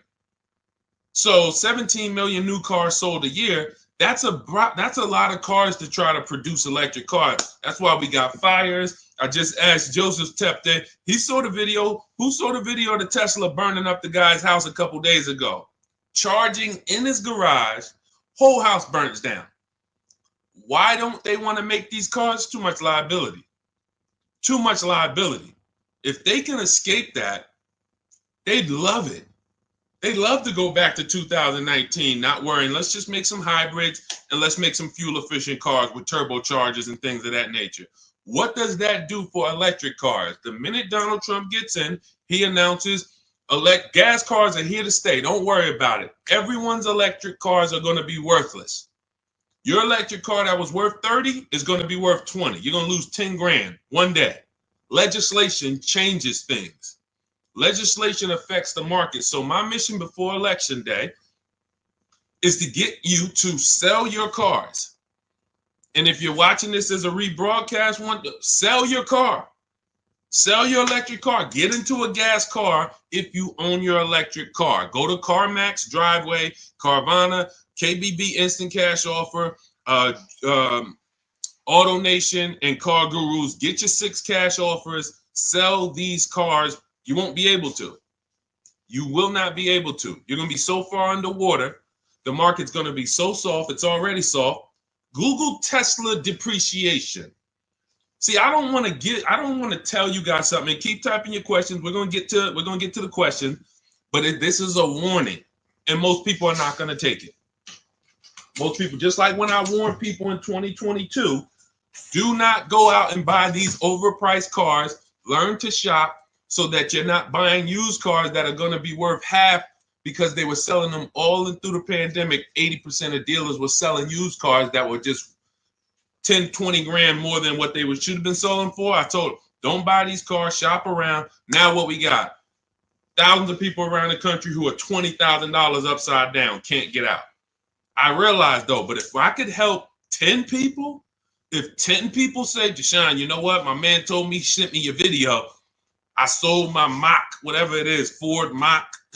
I got out of that thing right before. I'm glad. If we can help a couple people, God bless us. Sell your electric cars. You won't be able to very soon. And if you're going to keep them till the wheels fall off, then it doesn't matter. If you're going to keep it till the wheels fall off, it doesn't matter. But if you're planning on replacing this thing in 2, 3, 4 years, sell now, immediately. Get out of it right now. All right. Let's go. All right, we got a couple questions. We're live on Instagram, Facebook, YouTube, and TikTok. And, we'll be live for probably at least 45 minutes answering all types of questions. For those of you who don't know me, I'm known as Deshone, the auto advisor. I spent 14 years in the car business. Now what I do is show you how to make dealers bid for your business. Every dealer has a different price. All cars are cookie cutter. No matter how much you like a car, there's 100 of them in this country at minimum. Even the most rare cars, Bentleys, you have 20, 30 of them around the country that you can shop around so that you can see. But if you use online tools like the tactics I'm going to tell you in this live, you will save thousands of dollars. You'll get below market deals on leases, new cars, purchases very, very easily. Very easily. All right. So feel free to ask your questions. Let's get to it. I see we got a couple that came from TikTok. Dolan, you want to bring the first one up? All right, let's go. I drive a lot of miles. Is it worth it to get a leased vehicle? That's a great question. If you're a short-term person, if you're keeping your cars till the wheels fall off, no. If you drive 25,000 miles a year, but you're keeping that thing for 10 years, that's only 250,000 miles. You get a Honda, Toyota, there's several cars that will go 250,000 miles. No need to think about leasing. It's all up to if you're going to keep it 8+ years. You do not need to. Who keeps their cars on average more than 8 years? Type me. If you keep your and listen, some of you who are new here, you may not know how we do here. We use our keyboard. Listen, I know there's lives where you just sit back and you watch the person's telling jokes or just talking. We dialogue here because this is a finance channel, so we spend a time dialoguing. So stay close to your keyboard. That's how you're going to get the most out of what we're doing, and that's how you're going to save the thousands of dollars on your car. Okay, I see you, Alton. All right, I see you, Amanda. Okay, if you keep your car more than 8 years, don't think about leasing. If someone in your house is keeping their car more than 8 years, they should not think about leasing. Doesn't matter how much they drive. Just get a quality vehicle, get a below market price, keep it long term. You're going to win. If you're not keeping it more than 8 years and you are putting high mileage on your car, you are losing more than anyone because your car is worth less depending on how much you drive. Let's just say you got a car that's worth $30,000 today. You drive average miles. Average miles. What's the car worth in a year? Throw some numbers out, y'all. Throw some numbers out. $30,000 car. You drive it average miles. What is it worth in a year? What does that car depreciate in a year? From 30,000 today, what is it worth next year? Throw a number out. Okay, man, the 19. That's fair. That's a little steep, but 18. Okay. Okay. Somebody said 10,000. Man, what kind of car you buy? Listen, that's how electric cars are about to depreciate. It's so funny. That's how electric cars are about to be. They're going to be worthless. The investment in the infrastructure isn't worth it. Okay, so now let's just say you have a $30,000 car. You drive it 40,000 miles in 1 year. 40,000 miles. Isn't it worth a whole lot less? Yes. So depreciation is what you're thinking about when you're considering when to lease. And what I teach people, this is step one, is if you're not keeping your car 8 years, you're not going to keep it long enough to beat the depreciation. The depreciation is going to kill you. Now, cash buyers understand. All my cash buyers type dollar signs. Dollar signs. Cash buyers understand because they buy a vehicle. If they went to replace it in 3 years, they see what it's worth. They know what they put in. They know what they're getting back. And they're like, oh, this doesn't make sense. Payment buyers, they don't. Because all you really care about is payment. So they manipulate payments on you, stretch the loan out, 6-year loan, 7-year loan. You don't see how much you lost, and that's why you think you won. But in depreciation, cash buyers will always see how much their vehicle has depreciated. So how do we avoid it? Below market leases. In the short term, if you are not keeping your car long enough to let the depreciation cool off, then you should be shopping for a below market lease. Now, let me show you what a below market lease looks like because you may have never seen one. I'm sure you've seen lease commercials, 3,000 down, 4,000 down, plus tax, all of this. But this is what a below market lease looks like. You take, let me do an average vehicle. Let's take Raphael. This is a Jeep Grand Cherokee. Pretty popular vehicle, common vehicle. 45,000, let's call it a $46,000 vehicle. She got it for $549 a month. 1.19% of the MSRP, no money down. She gave him her first month's payment. She drove out of there. That's a below market lease. Let me show you another one. Look, India. She got a new Hyundai Sonata Elantra. 2024 Hyundai Elantra Limited. 36 months, $365 a month, no money down. That's a below market lease. So the key, there's 3 prices, whether you buy or lease. There's 3 prices you can pay. Market value, that's for negotiators. They're going to feel for the bottom. They're going to try to get to the bottom, but they won't ever know the bottom. So they're going to pay market value. Above market value is for people who just can't negotiate at all. You just kind of close your eyes and can't wait to get it over with. And then below market value. Now, how do we get below market leases and purchases? Competition. Very simple. Competition. Putting dealers against each other, buying cars like we buy TVs on Amazon, multiple offers, multiple options while we sit at home and let people bid and compete for us. That is below market shopping. Now, that's everything I teach in my new digital book. It's called Cars from Home, 7 Steps to Saving Time, Money, and Avoiding Dealerships. It's already 5-star rated. You can Google it. You can get a copy of it as part of my welcome offer for 75% off. It's normally $97, worth every penny. You can see all the reviews. But if you get to my TikTok bio, my Instagram bio, the YouTube comments, or the Facebook comments before 30 minutes is up, you can get yours for $24. That's 75% off. So you go activate your link, click the link in those bios or in the comments, and you can get a copy for 75% off. And you'll have everything I teach in a step-by-step way to getting these deals. But for sure, to just sum up your question and keep typing your questions, everyone, we'll get to as many as we can. If you're not keeping your car 8 years, you should be shopping for a below market lease, no matter how much you drive. Only caveat is if you're doing Uber or something where you can't predict your miles, The more miles you drive, the more money you made. That's a different structure. But it's just if you're in a sales job or you're a realtor, no question about it. Leasing is for people not keeping cars 8 years, as long as you get a below market lease. Go ahead, Dolan. Next question. I see y'all running up the likes on TikTok. Shout out to everybody double tapping the screen. Let's go. Every time you hear something you like, if y'all keep double tapping the screen, y'all keep running those likes up, we appreciate you.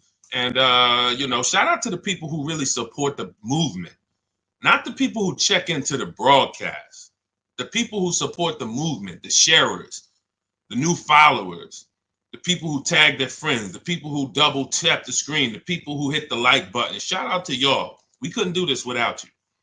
We appreciate you. Banana phone, 10,000 down, 725 credit. What car should I get?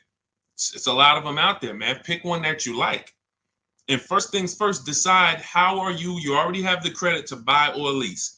I would really consider, see, that 10 grand down is how people, that car, if you don't buy a car right, which means you lease it, you buy it, but you should have leased, that 10,000 is going to be absorbed into that car. It's literally going to be sucked from your bank account into the car. You're not getting it back. You're not getting it back. So I'll give you an example. If we look at Zafrina got a $65,000 vehicle. No, that's Teddy. Let's use Teddy. $73,000 BMW he got. He put no money down. His payment's $856 a month. He used our system. We contact 25 dealers. Now, you can do it your way. You want to call around, talk to managers, get offers, that's fine. I just recommend you get at least 5 offers, because what we've seen, I've seen this, been in the industry 14 years. I've been helping people online for more than 3 years now, all around the country. 4 out of 5 dealers are overpriced. So once you get your offers, you need to get at least 5 for you to get the below market offer. But now he comes and he gets $856 a month, no money down. His highest offer was $1123 a month out of all the offers he got. He said he got 10 offers from home. That's why our system is called Cars from Home. We don't need to be in dealers to get below market deals. So if he had bought this vehicle, even if they gave him a big discount, instead of 73, let's say he got it for 63. Let's say he got 10,000 off. Let's round it up to 65, even though the taxes will be more than that. Let's round it up to 65. Every $5,000, I need my people who know this to get ready to type this. Every $5,000 that you borrow on a loan is about how much per month? Every $5,000 that you borrow on a loan, and I'm going to hop on Instagram because I want to see these comments. Thank you, Anthony Austin. Shout out to the people who tapped in. So check this out. If it's $100, it's $100 per month. So now, even if they got a new car, a big discount, $65,000, he's paying $1,300 a month. He's leasing it for $856 a month. So you can't make that make sense. There's a saying, it's taken off the last couple of years that math is not mathing. If I'm driving the same BMW as you and I'm paying $856, you're paying $1,300, you lost. Can we agree? Agree? Can we type agreed? If 2 people are driving the exact same car out the dealership, one's paying $856, no money down, one's paying $1,300, no money down. Can we agree to $1,300 loss? Can we agree? Agree, right? Okay, so this is deal structure. This is deal structure. Now, mind you, think of the scenario I just used. $73,000 vehicle. He got $10,000 off of it. That would be a good discount. I think anybody would feel good if that was the below market offer on a BMW, 10 grand off. I think anyone would feel good, man. I saved 10 grand off this thing, but you still lost. You're paying $1,300 a month for 5 years. This person paying $856 a month because you structured your deal incorrectly. You put it on the wrong foundation. Now, if you're going to keep the BMW till the wheels fall off, then buy it. Pay the $1,300, pay the thing off, and then you got a BMW that's paid off. You can keep it for 8, 9, 10 years. If that's the strategy, forget about leasing. But if you're not keeping it 8 years, you lost. So the biggest thing, Banana Phone, Before you think about, oh, let me go get a car, I got great credit and I got 10 grand down, you're going to walk into a dealer, they're going to see you just like blood and sharks looking at blood coming to the ocean. Hey, look at this guy. And you got 10 grand? I want to get all of it. I'm going to get everything out of your bank account I can in the shortest amount of time I can. So instead of you doing that, you slow down. Decide, am I keeping this next car 8 years? If not, I should be shopping for a below market lease on whatever I want. And take the time to go look at cars. Take the time to go look at cars. Go test drive cars. You're about to go spend, you're about to make a 5-figure decision. Don't make that decision in a rush. Who'll go into the mall and let them rush them? I wish I would go into the mall to spend $30,000 and they rushing me. Hey, we close in a couple, come on now. So, that's why we're different. You go and test drive these cars. The only thing you want to do on our test drive process is test drive and leave. Get the card. Thanks a lot. Leave. Thank you. Leave. We never talk numbers in the dealership. So if you want a step-by-step process of how we do this, you can grab my new digital book, 75% off. It's called Cars from Home, 7 Steps to Saving Time, Money, and Avoiding Dealerships. Everything in there about below market leases, below market purchases, below market used cars is in there in a step-by-step way. But the first thing you want to do is ask yourself, how many years am I keeping this next car? If it's not 8, you should be shopping for below market leases, or somebody's going to get all that 10 grand out of your bank account. It's going to go into theirs. Go ahead, Dolan. Next question. Keep typing, y'all. We'll get to as many as we can. Shout out to the people on Instagram. Shout out to the people on every platform that's tapped in. Shout out to the sharers. Thank you to everybody who shares the broadcast with somebody. We cannot do this without you, and we appreciate you. Let's go. When should I tell them about the GM Family First discount? As soon as you're getting your offers. As soon as you're getting your offers. Now, let me tell you something about the people who have GM Family, X-Plan Ford, Mercedes Fleet, any special pricing where you think it's going to eliminate you needing to shop around. You're going to leave big money on the table because 4 out of 5 dealers are going to lie. That's just what we know. Not just because I'm not saying that because I was in the business. I'm saying that because I have people all around the country who we shop together. So we have real-time data to show 4 out of 5 dealers on average is going to lie. They're not going to give you the GM price. If they give you the GM price, they're not going to give you any rebates they may have because they'll love for you to come in. That's why when you come in and say, hey, get me to the invoice price, we got a deal. Love it. You didn't know I got $3,000 in rebates. Just get them the invoice price, show them the invoice, write it up, deliver the car. Love it. So what you need to do is you need to shop around, get multiple offers, tell everyone who you're getting an offer from, you're a GM supplier or GM family, and then look at the offers while they're in front of you, while you're at home.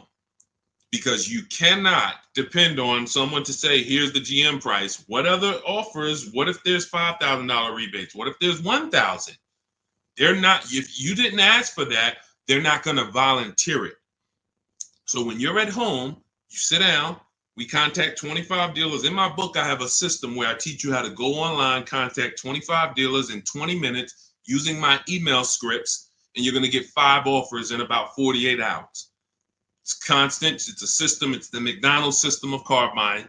Now, if you want to do it your way, you call around. What I'm telling you is get 5 offers because that's the only way you're going to prove to yourself that dealers are overpriced and you need to get 5 offers. See, like we said about Teddy's deal, his best offer on his BMW is $856. His worst offer is $1,100 plus. That was a dealership consciously wrote, hey, Teddy, that's our best offer, man. $1,100 plus a month, which means they ain't worried about selling that car to Teddy. Somebody else walks into the dealership and wants that BMW, they're going to sell it to them for $1,100. They'd rather not sell it to Teddy because they know someone's going to pay us $1,100 for this BMW. Unfortunately, some person who doesn't know what they're doing, they'll call him a sucker. Some sucker's going to come in here and pay this. This is our price. We don't care if Teddy doesn't want to take it. No problem. Someone else is going to pay it. So this is why we must shop around, because you don't know if you're dealing with what we call an 80% dealer, which are overpriced, no matter how much you negotiate, or are you dealing with a 20% dealer? The only way we know that is by looking at all their offers, getting at least 5, and then picking the below market offer. Okay? All of this is in my digital book if you want the blueprint. It's called Cars from Home. You can Google it. 7 steps of saving time, money, and avoiding dealerships. It's already 5-star rated. Thank you to everyone who's reviewed it.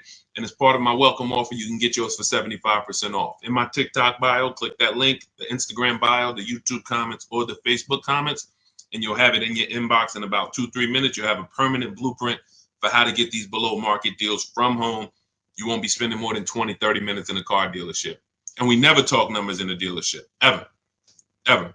Never talk numbers. You need to have a deal by the time you get to the dealership. If you're talking numbers trying to get a deal in the dealership, that's never what we teach. We never do it. You have no leverage there. The car dealer has all the leverage, and you're emotional. No matter how much you try not to be emotional, the car is next to you, it's outside, you're emotional, and that's all going to work against you. Go ahead, Dolan. Keep typing your questions, y'all. We'll get to as many as we can. What is a below market lease? 3 prices.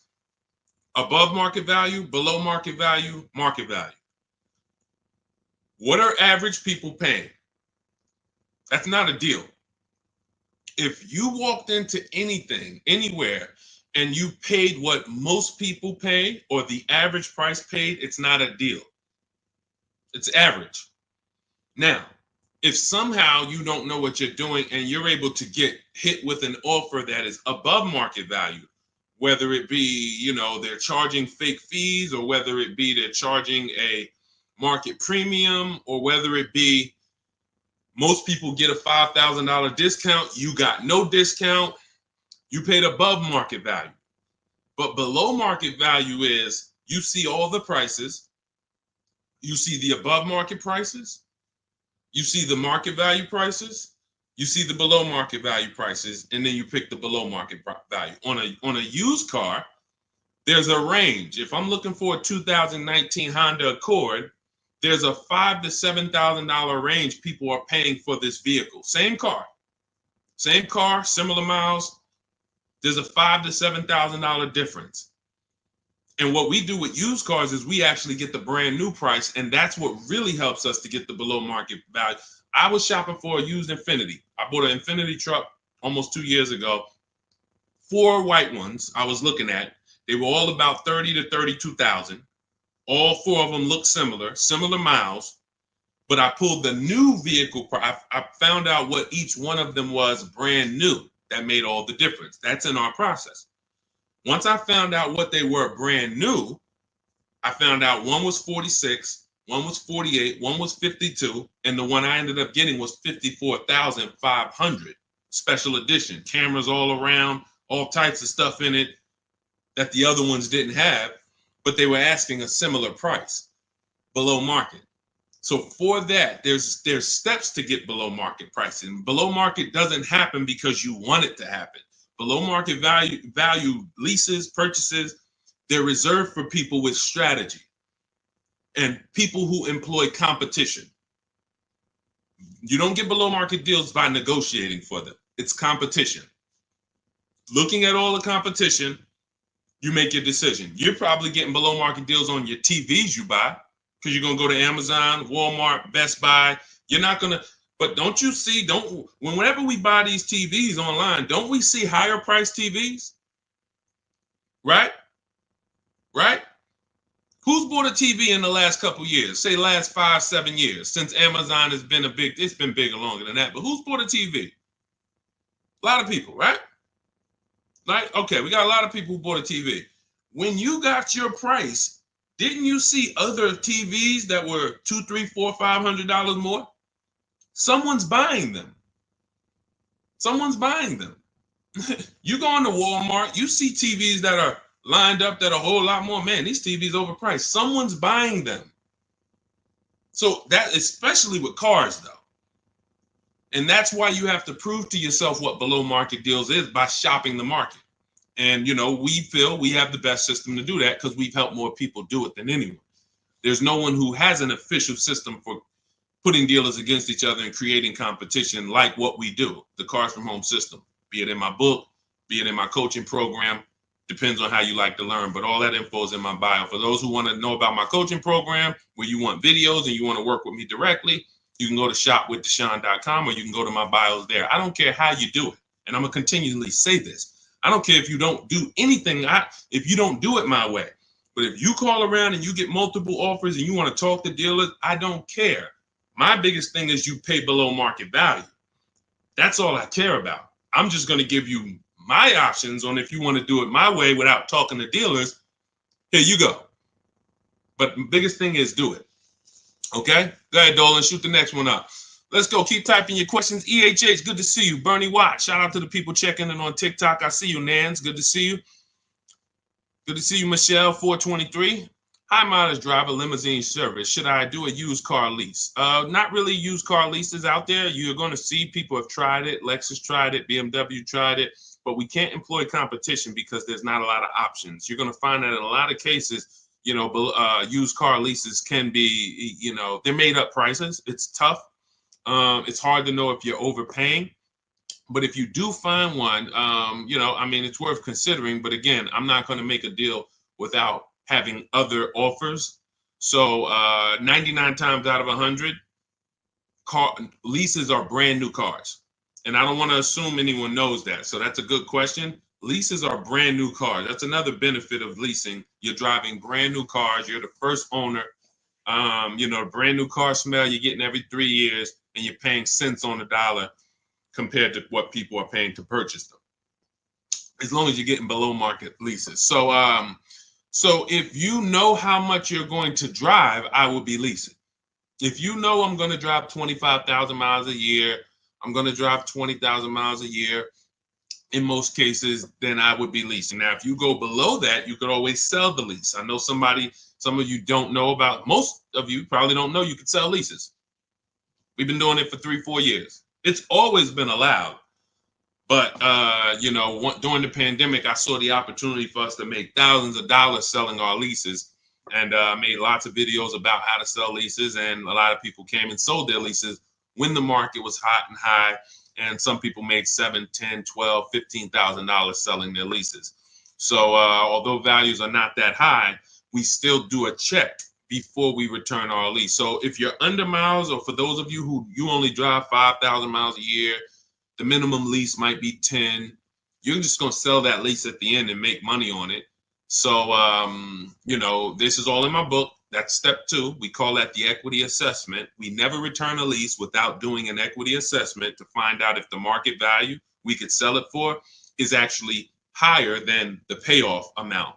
So, but yeah, what I would do is I would spend the time considering, can I plan my mileage? Can I predict it? Now, let's say you can't. Let's say you're like, Deshone, you know what? Some years I'm going to do 20,000 miles. Some year I'll do 40. Then I wouldn't tell you the lease. I would tell you to make sure that your loan, I want you to forecast. See, with a depreciating asset, what the people who learn from me, you're learning to forecast. You must forecast with a depreciating asset because you lose in the short term. When you buy it, you lose. So if you went to buy a stock and they said the stock's going to drop in the short term, but in the long term, it'll come back. In the long term, it actually makes then picture you trying to buy them and flip them in 2, 3, 4 years. You're going to just lose money, lose money, lose money. That's what people do when they buy cars that they only plan to keep for 4, 5, 6 years. You're losing in the short term.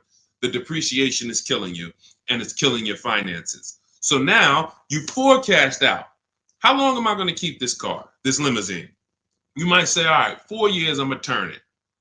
Your loan shouldn't be more than that. You should always, and this is for Uber drivers, Turo drivers, people who can't predict their mileage, always plan to take a loan that by the time you go to replace the car's paid off. Because what a lot of you are doing is you're taking regular loans, like average people like us, 5-year, 6-year loans. But you're not an average person. You're running a business.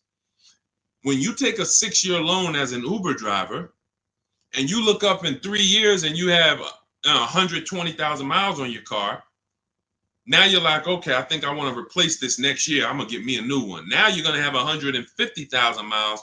Problem is your loan is still $10, $12, $15,000 that you're going to owe. So you pushed your losses to the back.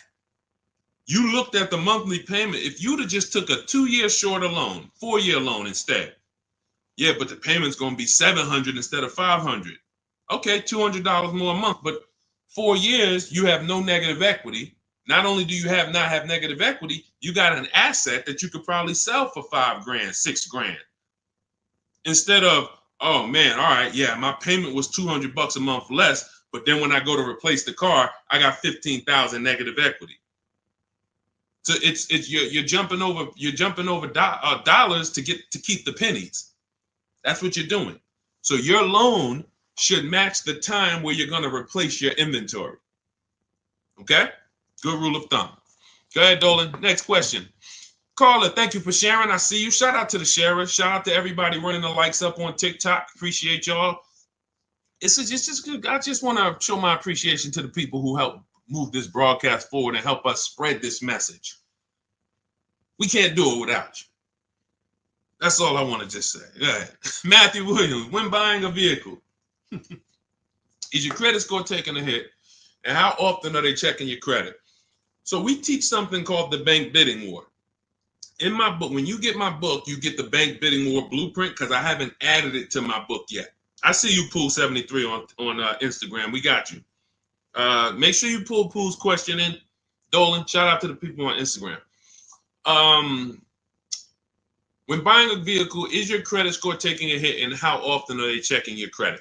We use something called the bank bidding war. The credit bureaus allow you to actually have multiple banks and credit unions access your credit with a hard pull within a small window of time. 14 to 45 days is what they say. You can Google this and you can prove it to yourself. Now, we don't even want to play with 14 days because I like the idea of making sure if you give me a minimum of 14 days, let's do it in 2 days. Now, they're going to allow you to have multiple people access your credit because they consider that rate shopping. If you're going to get a loan, rate shopping is, I'm going to give Bank of America a chance, credit unions a chance, I'm going to give the dealers, banks a chance, but it has to be within a small period of time. And you cannot go from this dealer, here, run my credit, and then go to this dealer, run my credit. That's not rate shopping. That's car shopping. This dealer here is running your credit, that dealer's running your credit, you're going to get banged out. So what we do is we don't let anyone run our credit until after we've already found the car. See, because the banks don't want you shopping. And my goal is to get you to understand the banks are not your friend.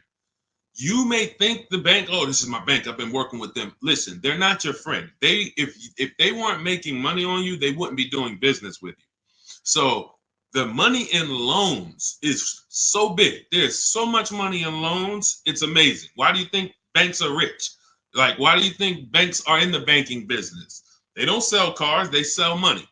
So what you want to do is realize that if banks don't want me to shop around, what are they going to start doing to keep me from shopping around? Well, they're going to give me a hard credit pull to get a pre-approval. Who's seen that? Hard credit pull to get a pre-approval. Stay by your keyboard, y'all. Remember, new people, we dialogue here. This is what we do. So you got to stay by your keyboard if you want to get the most out of what we do here. Hard credit pull, pre-approval, it's trash. Because now they've actually pulled your credit with a hard pull. The minute they pull your credit, they start the window of the rate shopping window is open. So that means you only have a certain period of time to have anyone else access your credit before that window closes. And those hard, that, you know, if your credit score is going to drop 10 points for that hard credit pull or 8 points, whatever it is, if you do it again outside of that window, it's going to drop again. So we don't ever do hard credit pulls for pre-approvals. We always need to get a pre-approval with a soft credit pull if it's available. If not, then we use a tool. In my book, I have a calculator I created. It's called the Perfect Budget Calculator. By the way, in that book, I have 5 calculators I created. You can't find them on Google. That alone is worth the price of the book. Different calculators. We counter dealerships with. We buy used cars. You get to a part and you're like, wow, I've never seen a calculator like this. Yeah, because we invented it. So we use the perfect budget calculator. We take the average rate in the market and we budget. The budgeting tool actually tells you exactly what you can spend on a car, gives you multiple goals, so you're always below your maximum, and then you go shop. Because the only purpose for a pre-approval is budgeting. That's it. Just like, we got homeowners on here, right? You own a home? You own a home? Type yes. Homeowner. The only purpose for the pre-qualification is to see what you can afford, right? That's all we need the pre-approval for. So that's why I created the perfect budget calculator, so that you can actually use it. It creates the budget and then you move. I see you, AdWash. Yeah, that's the purpose. So we don't need the loan until we find the car. Just like with the house, I don't need the loan until I find the house. What I need is a pre-approval or a pre-qualification so I can budget. Then I go shop. Once we find the house, or find the car rather, that's when we now come home, we bring that paperwork home, and we let all these banks and credit unions bid, and we compete and let them compete. This person's going to give you 7%. This person's going to give you 5.9%. This person's going to give you 9%. And all of these people are going to compete, and then we let the dealers compete, and we see who wins. We never pick anyone to do our business with until they win a bid. That is the Cars from Home system. Whenever we are buying, that's how we guarantee below market offers, because someone won the bid. You were competing against all these people to get my business, and you won. You were competing to buy my old car, you won. That's how we do. So that's the bank bidding war. You find your car, then you come home, call your bank, your credit union, online dealers, online bank, you let them compete. So when you get my book, you get the bank bidding war blueprint. If you want me to spell this out step by step for you, where those of you who are financing, you'll have 3 rounds of the bank bidding war blueprint. The bank bidding war to make banks compete at various stages, because there's a lot of money and interest. So this is all in my new digital book, Cars from Home, 7 Steps to Saving Time, Money, and Avoiding Dealerships. It's normally $97, but you can get yours for 75% off as part of my welcome offer for 30 minutes only. Go to my TikTok bio, Instagram bio, YouTube comments, or Facebook comments. Click those links. Activate your 75% off. The book is digital, so it'll be in your inbox by the time we end this stream, and you'll have everything I teach step by step. You can use it for, over and over and over again. 2, 3, 4, 5 cars. You'll still be saving money from the same $24 book if you get there before the 30 minutes is up. All right. And make sure you screenshot the thank you page, because some of you type your email wrong. You might be, yo, man, I'm trying to hurry up and get this deal. You don't realize you typed your email wrong, and I can't email a book to the wrong email. So screenshot that page so you'll have my support team's email. Just in case that book isn't there in 5-10 minutes, just email my team. Go ahead, Dolan. Next question. Oh, no, pull my man Pulling from Instagram. Did you see him?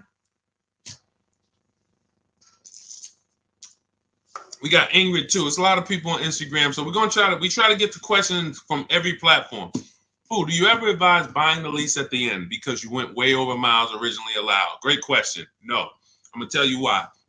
The moment you lease your vehicle, your contract says what you should bring the vehicle back with in terms of miles. Let's say average is 36,000 miles, 12,000 per year. They have a buyout price based on that, a residual value based on that. So that means at 36,000 miles, they already know this is what we plan to sell the vehicle for on the market when he brings it back. Let's just call it 18,000. Now, 18,000 is based on 36,000 miles. It may not be a good price. That's why before we actually buy our lease, we always do a market comparison. Is the price I'm going to buy my lease for even a below market price? If I could go get a used car that is similar miles, similar condition, similar features, but I can get it for 2, 3, 4,000 less, then my lease buyout price is overpriced. It's over market. So that's step one. We have to do a market assessment before we even consider buying the lease. But here's the bigger thing about going over miles. Just because you put 20 more thousand miles on it, that purchase price of 18,000 is still based on 36,000 miles. So you got now 60,000 miles. You're going to pay the same 18. You can't go to them and say, well, I got 60,000 miles. Can you lower that to like 14? No. So you're taking what in most cases is an already overpriced offer and you actually are buying it on a worse offer because the mileage you're on, if you looked at, again, taking it back to the market comparison that I explained 2 minutes ago, if you looked at what are vehicles like this with the mileage I have selling for, I put 60,000 miles on it. You look around and you're like, whoa, those things are selling for 5,000 less than my buyout. That means the moment you buy that car at the buyout price that's on that contract, you literally lost $5,000 right there because you overpaid for it. So the solution is take the penalty. It was your fault. Now, what do I mean it was your fault? You choose your lease mileage. It's not selected for you. If you need 12, you choose 12. If you need 15,000 miles a year, you need 15,000.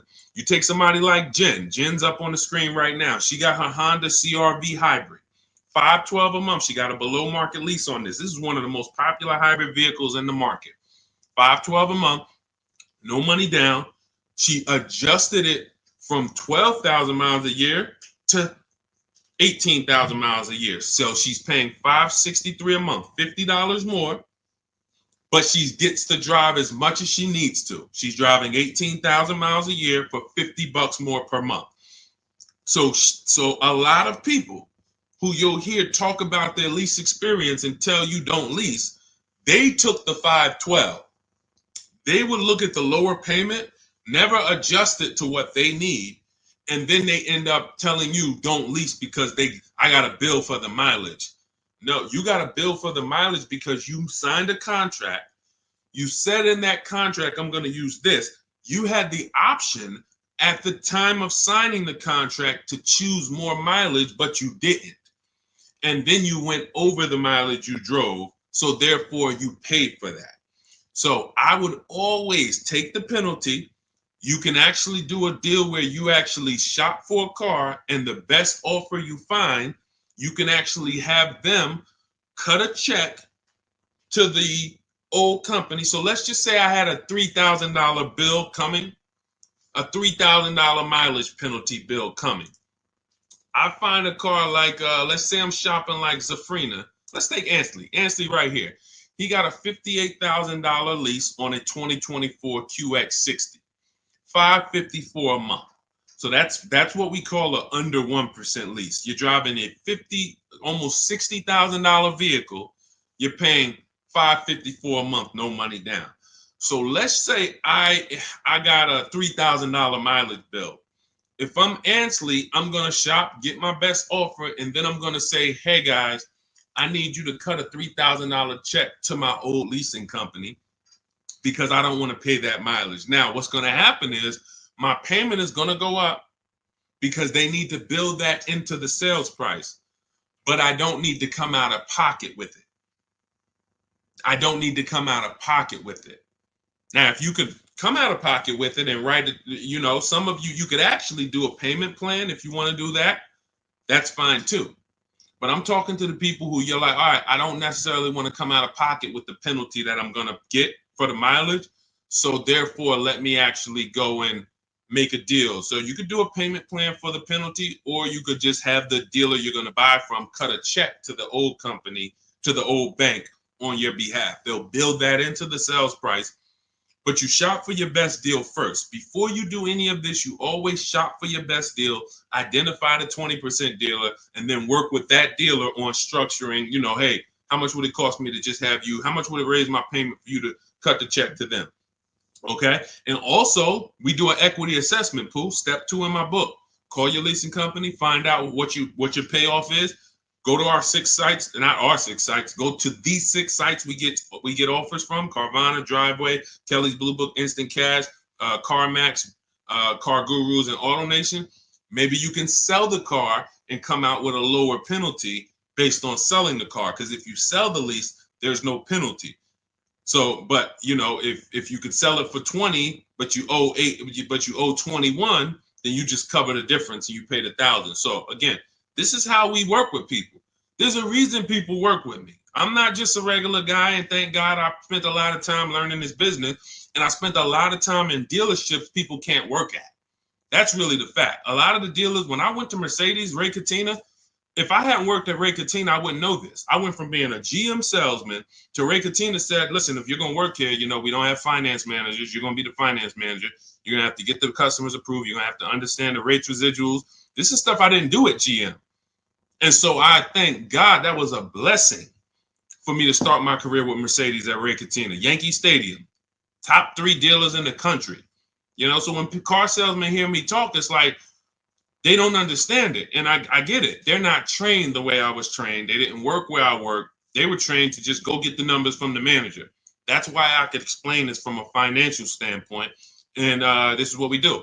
So if you want to understand more about, you want the step-by-step blueprint, grab Cars from Home, 7 Steps to Saving Time, Money, and Avoiding Dealerships. That's my new digital book, 5-star rated. You can get it for 75% off. It's normally $97, worth every penny. But as my welcome offer to you, you can get it for $24, 75% off if you get to my TikTok bio, Instagram bio, YouTube comments, or Facebook comments before 30 minutes is up. Once 30 minutes is up, price goes back to $97. Welcome offer is gone, and it's still worth it. If I miss the welcome offer, I'd still be grabbing it because, again, the $24, the $97, the thousands you're going to save on just the first car, avoiding mistakes and getting below market deals, you'll 10x. Minimum, you'll 10x what you invest in the book. Minimum. It's not even a question. All right. And let's go, Dolan. Keep it going. Great questions today. I'm really liking this. If you're getting value out of the stream, y'all type some dollar signs. You're getting value out of what we're doing. What's up, Leo? What's up, Rick? Shout out to the people tapping in on TikTok. Shout out to the people running the likes up. Y'all keep running the likes up. Every time y'all run the likes up, y'all let TikTok know that we're talking business over here and that they need to get more people over here. So every time you tap the screen, some of you like, how do we run the likes up, Deshone? Just double tap the screen. Just double tap the screen. Yeah, shout out to everybody who is supporting the broadcast. Let's go. Go ahead. All right, and you know what? And I usually look, and here's the thing. I'm going to tell y'all this, and I just thought of this. I'm going to give and prioritize answering questions from the platforms that are the most engaged. Because I see we got people on every platform, YouTube, Facebook, Instagram, TikTok. People not engaged and they're not, look, I see a lot of people on Instagram commenting, liking, sharing. I see a lot of people here. Dolan, when we see the question, when we see people engaged, because people be sitting back on the, playing video games and got us on the same time. We got to give our attention to the people who like, yo, let's go. We over here. Thank you, Big Mike. Shout out to the sheriffs. I see you on TikTok. Go ahead, Dolan. All right, here we go. When you lease, can you only deal with that dealership? Well, we never lease without a dealer winning the bid. So I want you to think about it like this. Whatever car you choose and you want to lease, that dealer, that car is all around the country, sprinkled all around the country. That dealer might have more than one, but in the state alone, there might be 10, 15, depends on the car. Now, when you look at the car, do you have to realize it's like when you go into the store and you're looking at spaghetti sauce. You go in the ShopRite, spaghetti sauce is $4.99. You go into Pathmark, it might be $6.99. You go into Stop and Shop, it might be $5.99. The exact same brand, same product, but it's a different price. You go on Walmart.com, you see it's on sale today for $2.99. Different prices at different places. So you don't have to service from there. Whoever wins your bid to buy your car, you don't need to service from there. You literally can buy from who wins the bid. You service from where it's the most convenient. If a dealer an hour away won the bid, that's who you buy from. But that you could service right up the road. Okay, I don't know if that was the question you're asking. If you want to ask a follow-up, Ingrid, feel free to ask a follow-up. Go ahead, Dolan. I see you. She's like, I'm paying attention. Car Merch Corner. Is it a good deal for $13,000 off an MC20 special? I can show you better than I can tell you. Let's just say, right, Sean's thinking like you. Sean's like, man, I got this dealer offering $13,000 off. That sounds good. Well, let's look at his F-150 Lightning XLT. He ended up getting over $20,000 off, almost 21.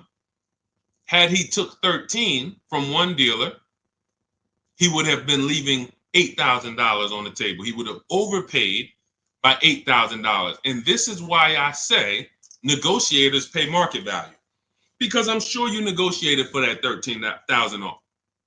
I'm sure you didn't walk in and just say, hey, give me a price, and they gave you 13,000. You probably spent time, energy, and money to get that 13,000 off.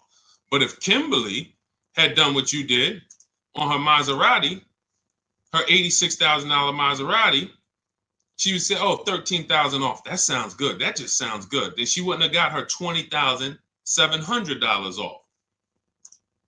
Now, how do we know these are the below market deals? How do we know that 20,000 on Kimberly and Sean's deal was the below market deals? And it was. How do we know it wasn't more money? Like Milligan. Milligan got, using our system, all of these people used our system, but Milligan got one of the biggest discounts I've ever seen.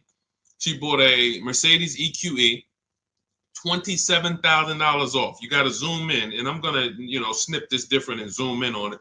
You can see the lines here with the yellow $79,000 vehicle. She ends up getting it for $51,000 after all the discounts and rebates. So how do we know that they were below market? They had all these other offers. That's the key. Kimberly knew this $20,700 off is the best because I have 7 offers higher than this. Different dealers, a lot higher than this. Now, if you told me, Cashier, Deshone, 13,000 off a good deal, I got another dealer who's only giving me 10. I got another dealer who offered me 7 off. I got another dealer who offered me 5 off. Then I would tell you 13,000 is the win. Go ahead, grab it. But because you don't have that, you negotiated versus doing what we do, which is get bids. Now you're at the mercy of trying to hope you're at the bottom. You can't win. You just can't win. That's why negotiators pay market value and not below market value. You can't feel for the bottom. You can only assess the market, multiple offers, get to the bottom, 5 to 7 offers, pick the best one while you relax at home. It's just it. It's just it. Oh, great question. Common question that a negotiator asks, man, I talked them down this much, Deshone. This got to be good, right? What do you have to compare it to? Nothing. Okay? Get more offers. You could do it your way, call around. You could do it my way. Email, scripts, all in my book. It's up to you. Go ahead, Dolan.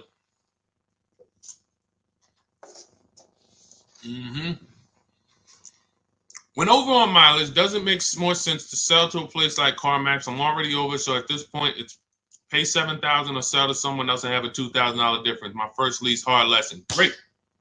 See, I want to read this question again because see, I'm proud of you for even asking this question and coming at this the way you're coming at it, because that's what you do. When over on mileage, doesn't it make sense to sell to a place like CarMax? I'm already over miles at this point. It's pay $7,000. So if I return the lease now, I got a 7,000 mileage bill coming to me, or sell to someone else and pay the difference. In my book, I teach you how, when you have these types of penalties, or in this case, or in other people's cases, negative equity, you want to sell and pay the difference, because that's going to lead to the lowest amount coming out of pocket. So yeah, if you drop off your lease and they bill you $7,000, but you could have just sold it to CarMax and paid the $2,000 difference, way better way to go. And then, next time, let me get the mileage I need so that I don't have to deal with this again. But for getting out of it, 100%. All day long, I would sell to the highest bidder. That's going to give us the lowest amount of penalty, and then pay the difference and then do a fresh deal. That's it. Way to go. Way to go. That's called, see, it's times where I was in Mercedes, right? And I had to sit down with a client and tell him, there's no way for you to escape the bullet. You're going to bite a bullet because the damage is done. The decision was made.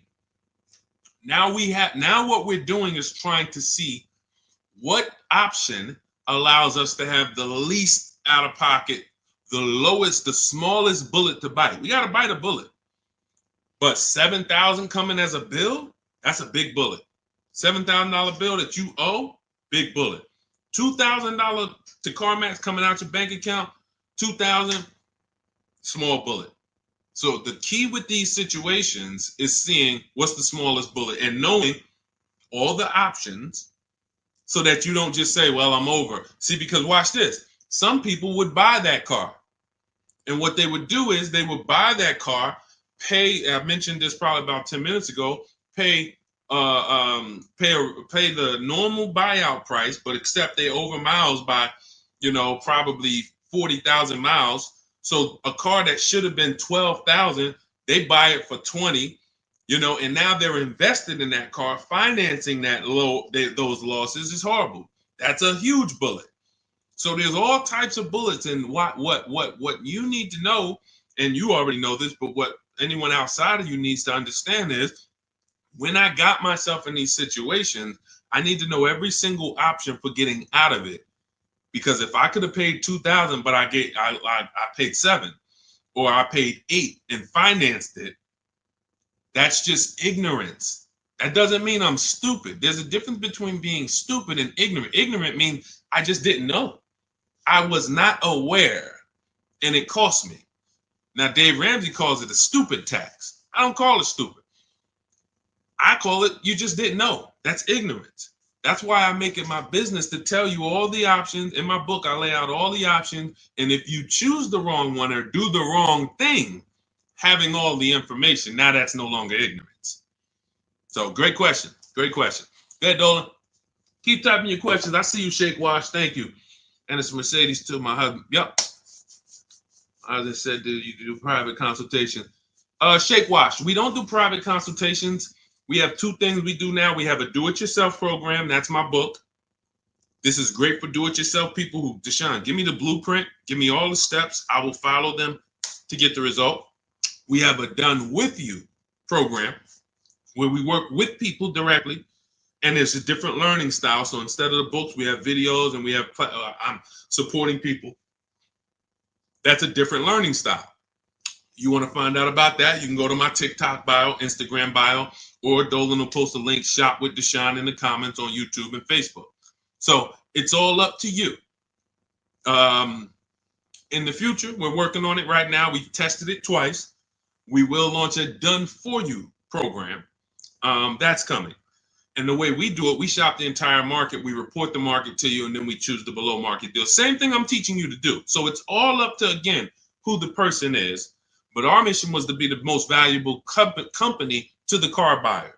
So what we do is we take any style, and our mission is to put solutions out there so that anyone can get to, what they need to get to. So no one has an excuse. If Cars from Home is offering every single way, from an inexpensive way, do it yourself, to a little more of an investment, but it's supported because I don't care, because I know I'm going to save money, and the people around me know working with me, you're saving money. It's not even a question. That's what I'm known for. Before I came to the internet in New Jersey, my friends and family was calling me, listen, I need a car. Listen, they knew, call Deshone, call Deshone, call Deshone. Once I came to the internet, it's like, yo, I don't do that no more, family. Like, I love you, but I'm teaching people. I need thousands of people to know this information. So a couple friends and family said, all right, D, where do I go? What do I sign up for? All right, give me the book. So it's, so the mission is not changed. It's just now we have to help more people. So, but yeah, I mean, there's no one attached to me who knows me who would be like, yo, knowing Deshone hasn't saved me $10, $15, $20,000 just knowing him when it comes to this car stuff. That's what I hold myself accountable to. All right, okay, Dolan. Jason Simmons, should I pay for taxes up front on my lease or have it wrapped into the lease payment? I would always shop for a lease with no money down. We shop with only, this is the structure we use when we shop. First month's payment only, out of pocket, because with a lease, you pay at the beginning of the month. So when you see these people, India, when you see these people, Zafrina, Ansley, they all are, when they say no money down, they're paying their first month's payment and then they drive off. If we can get a deal, between 1%, and a lot of these deals are under 1%. Some of these people got 0.88%. Zafrina on her Jeep, she got a 0.88% lease, $65,000 vehicle. So what our goal is, Under 1.5% is the best offer after, because the lease programs change. So sometimes it's super, very, very hot vehicles, and you know the lease programs don't have much support. So your best offer is going to be 1.4. You're going to see other vehicles 1.5, 1.6, 1.7. You're going to see other offers, I mean, that are a lot higher, but the best dealer might come in at 1.4. Okay, if you really like that vehicle, then I would take it.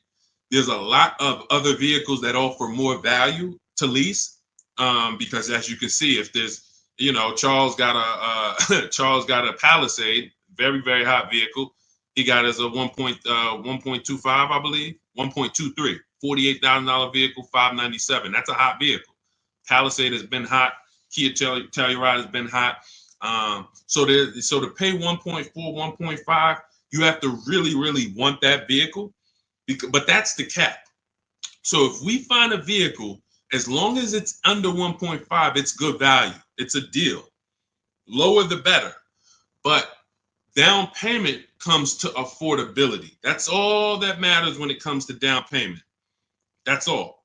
If you look and you say, all right, I shopped all my offers, I can see right. Let's just go back to Charles. Let's use Charles for an example on his Palisade. Let's say you're Charles. You use our system. You get all your offers. You see that your payment is $597 a month for this Palisade, $48,000, no money down. You might say, all right, I really want my payment to be, you already know this is a deal. It's already a deal. I could do no money down, but I want my payment to be really $500. All right, I'm gonna put money down and get it to $5. That's when you put money down. That's how you put money down.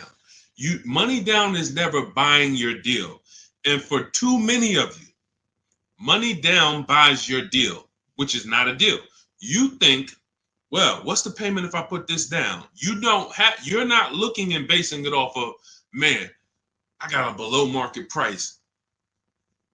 You're trying to buy your way into the deal. That's why when a car salesman talks to you, what's one of the first questions they ask you? When you look at a car, right? One of the first questions that they're going to ask you is what? Once you pick a car out, what are they going to ask you? Let's give everybody some time to type. What are they going to ask you? Thanks, AJID. I see you. Thanks, Big Mike. Shout out to the sharers on TikTok. And you know what? I might do this. We might prioritize people that share on TikTok. If you share and then you ask your question, you get first priority. Let me know if we can manage that, Dolan. Because I want to reward the people that share. Like, I want to reward the people that share. Good. Yes, how much you putting down? Now watch this. How much do you want your monthly payment to be? Yes, good one, Shake Wash. That's the related question, because the car salesman wants to see, are you a payment shopper? Am I talking to a payment shopper? A payment shopper is trying to get to a certain payment. They're not concerned with how much the car costs. You could overcharge me for the car. That doesn't matter. Get me to my payment. That's why being a payment shopper is a dangerous way to move. That's why the way we shop no money down, because it allows you to see what you're truly paying for the car. So now when we consider that there are going to be people who want us to get into monthly payments, now they're trying to get us to realize, well, you got a deal because I got you to your payment. No, you didn't. The deal is, did you pay market value, below market value, or above market value, regardless of the payment? If somebody went into a Bentley dealer, if we got a bunch of prices on Bentleys, all of us just got a bunch of prices on Bentleys, and we got a $200,000 Bentley, and they took off $100,000, $50,000 off. I mean, 50% off. We'd all be looking like, wow, okay, out of all these offers, that deal, I mean, this is it right here. The payment's gonna be $3,000 a month. The payment has nothing to do with whether it's a deal or not. So when we look at putting money down, it is only for our affordability. The deal process of getting a deal has nothing to do with the process of monthly payment association. Nothing to do with it. We need to find the dealer who's going to sell us the car for the lowest amount of money. If I'm buying a pre-owned car out of a 100-mile radius, what dealer is going to sell me the best pre-owned car for the lowest price on the market? If I'm leasing a Honda Accord, what dealer is going to sell me the Honda Accord within a 100-mile radius for the lowest price? If I'm buying a brand new, Kia Telluride, what dealer within 100 miles is going to sell me the Kia Telluride at the lowest price? If I'm getting a loan, what bank or credit union within 100 miles of me is going to give me the lowest rate on the market? If I'm selling my car, not trading, I got this old car, I need to replace it. I'm not trading it into a dealer. What company that buys cars, pays cash, is going to pay me the highest amount for this old car? Y'all clear? This is bidding. We have a bidding system. That's what Cars from Home is. So if you want to know all of this, you want the entire blueprint, everything that Jafrina and Teddy and Jen and all these people I've showed, Raphael, during the stream have used to get to their below market deals, you want to grab your copy of Cars from Home, my new digital book, 7 Steps to Saving Time, Money, and Avoiding Dealerships. It's normally $97, but my welcome offer to you for the next 30 minutes, 75% off. You can get your copy for $24 if you get to my TikTok bio, my Instagram bio, the YouTube comments, or the Facebook comments before 30 minutes is up. You'll pay $24. Make sure when you get your book, you screenshot the thank you page. The book is on the thank you page. You'll see a link that says open the book below, and I also email you a copy. But sometimes you're just moving too fast. You type your email wrong.